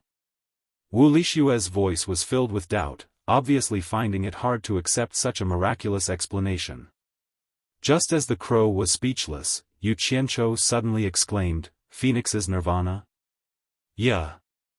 The crow cried out in surprise, flying onto Yu Qianzhou's shoulder, hugging his face and kissing him, jumping up and down excitedly. You know about the phoenix's nirvana, you know about the phoenix's nirvana, then you definitely know what I mean. All of a sudden, it cried out in surprise again, flying into the air and slapping its claws against each other, as if it had stepped on dog poop. Am I that dirty? After eating my tofu, you still think I'm dirty? Damn! Yu Qianzhou's face immediately darkened. Wu Lixue giggled as she covered her mouth, and the crow landed back on her shoulder, saying apologetically to Yu Qianzhou, my phoenix clan is noble and unsullied, we do not drink unless it is morning dew, we do not eat unless it is tender bamboo, and we do not perch unless it is 1,000-year parasol tree. I was too excited just now, that's why I perched on your shoulder, please don't misunderstand, I didn't mean anything else. Yu Qianzhou's face darkened, pointing at Wu Lixue and saying, didn't you say that you do not perch unless it is 1,000-year parasol tree? Then why are you always on Shue's shoulder? The crow shook its head and said, I don't know the reason, but I feel that Shui is more noble than 1,000-year parasol tree, it's an instinctive choice, it shouldn't be wrong. Yu Qianzhou started, suddenly recalling the scene of Wu Lixue growing a pair of fantasy star wings on her back. He could roughly guess the reason, but it wasn't convenient for him to tell Wu Lixue now. Changing the topic, he said, according to what you said, since your mother came here before, why are there no legends of the phoenix here? Could it be that no one has ever seen her? Also, why did your mother give birth to you here? Couldn't she have just given birth to you in that divine realm? Why did she have to let you go through 9 tribulations to find your way home? Isn't your mother too cruel? Wu Lixua nodded repeatedly, also feeling that the crow's mother was too cruel. Who knew that the crow would ask in return? Who said that there are no legends of the phoenix here? Don't you know? Yu Qianzhou was speechless. This question was really hard to answer. The crow continued, our phoenix race is immortal. If we could give birth to descendants at will, wouldn't we be able to see phoenixes everywhere? The birth of us phoenixes must follow the great Tao. Not just any phoenix can give birth to a descendant at will. I vaguely remember that the reason my mother came here was to follow the great Tao's will, to bring something here. As for me being born here, it is also because of the great Tao's will. And my birth means that this human world is about to. At this point, the crow immediately stopped talking. Yu Qianzhou asked suspiciously, what is about to happen in this human world? Great change or great chaos? The crow choked for a moment, then shook its head and said, I can't say that, revealing the heavenly secrets will result in a terrible fate. Bullshit heavenly secrets. Yu Qianzhou rolled his eyes. In truth, he didn't believe in such things at all, he only believed in his own hard work. Suddenly, he seemed to have thought of something, and his eyes lit up as he asked, do you remember what treasure your mother brought with her? The crow shook its head and said, I don't know, I just have this impression. Yu Qianzhou was very interested in that divine realm treasure, but who knew that this crow didn't know about it? He couldn't help but feel a little disappointed. Looking at the crow with waning interest, he shook his head and said, Phoenix? I didn't think that a young phoenix would look like a crow. After some understanding, he basically believed that this crow was a phoenix. If you call me crow again, I won't give Shui or face, I'll teach you a lesson. The crow said angrily. Yu Qianzhou snorted coldly and said, teach me a lesson? With just you? Even if you're a phoenix, you're just a little phoenix that hasn't grown up yet, and looks like a crow. You actually dare to shout at me. If I knew you were so heartless, I would have let you stay in the egg, I wouldn't have bothered to hatch you. This time, the crow didn't get angry, instead asking curiously, you hatched me? How did you hatch me out of this world? For us phoenixes to break out of our eggs, we have to go through 9 days and 9 nights of intense fire, and even if the fire is small, it won't do. This can be considered as our first tribulation. Did you use fire to burn me for 9 days and 9 nights? How did you know this secret? You're tuning into the Xiaofan's Wuxia Tales YouTube channel. Don't forget to subscribe and join us on this journey to catch the most captivating stories.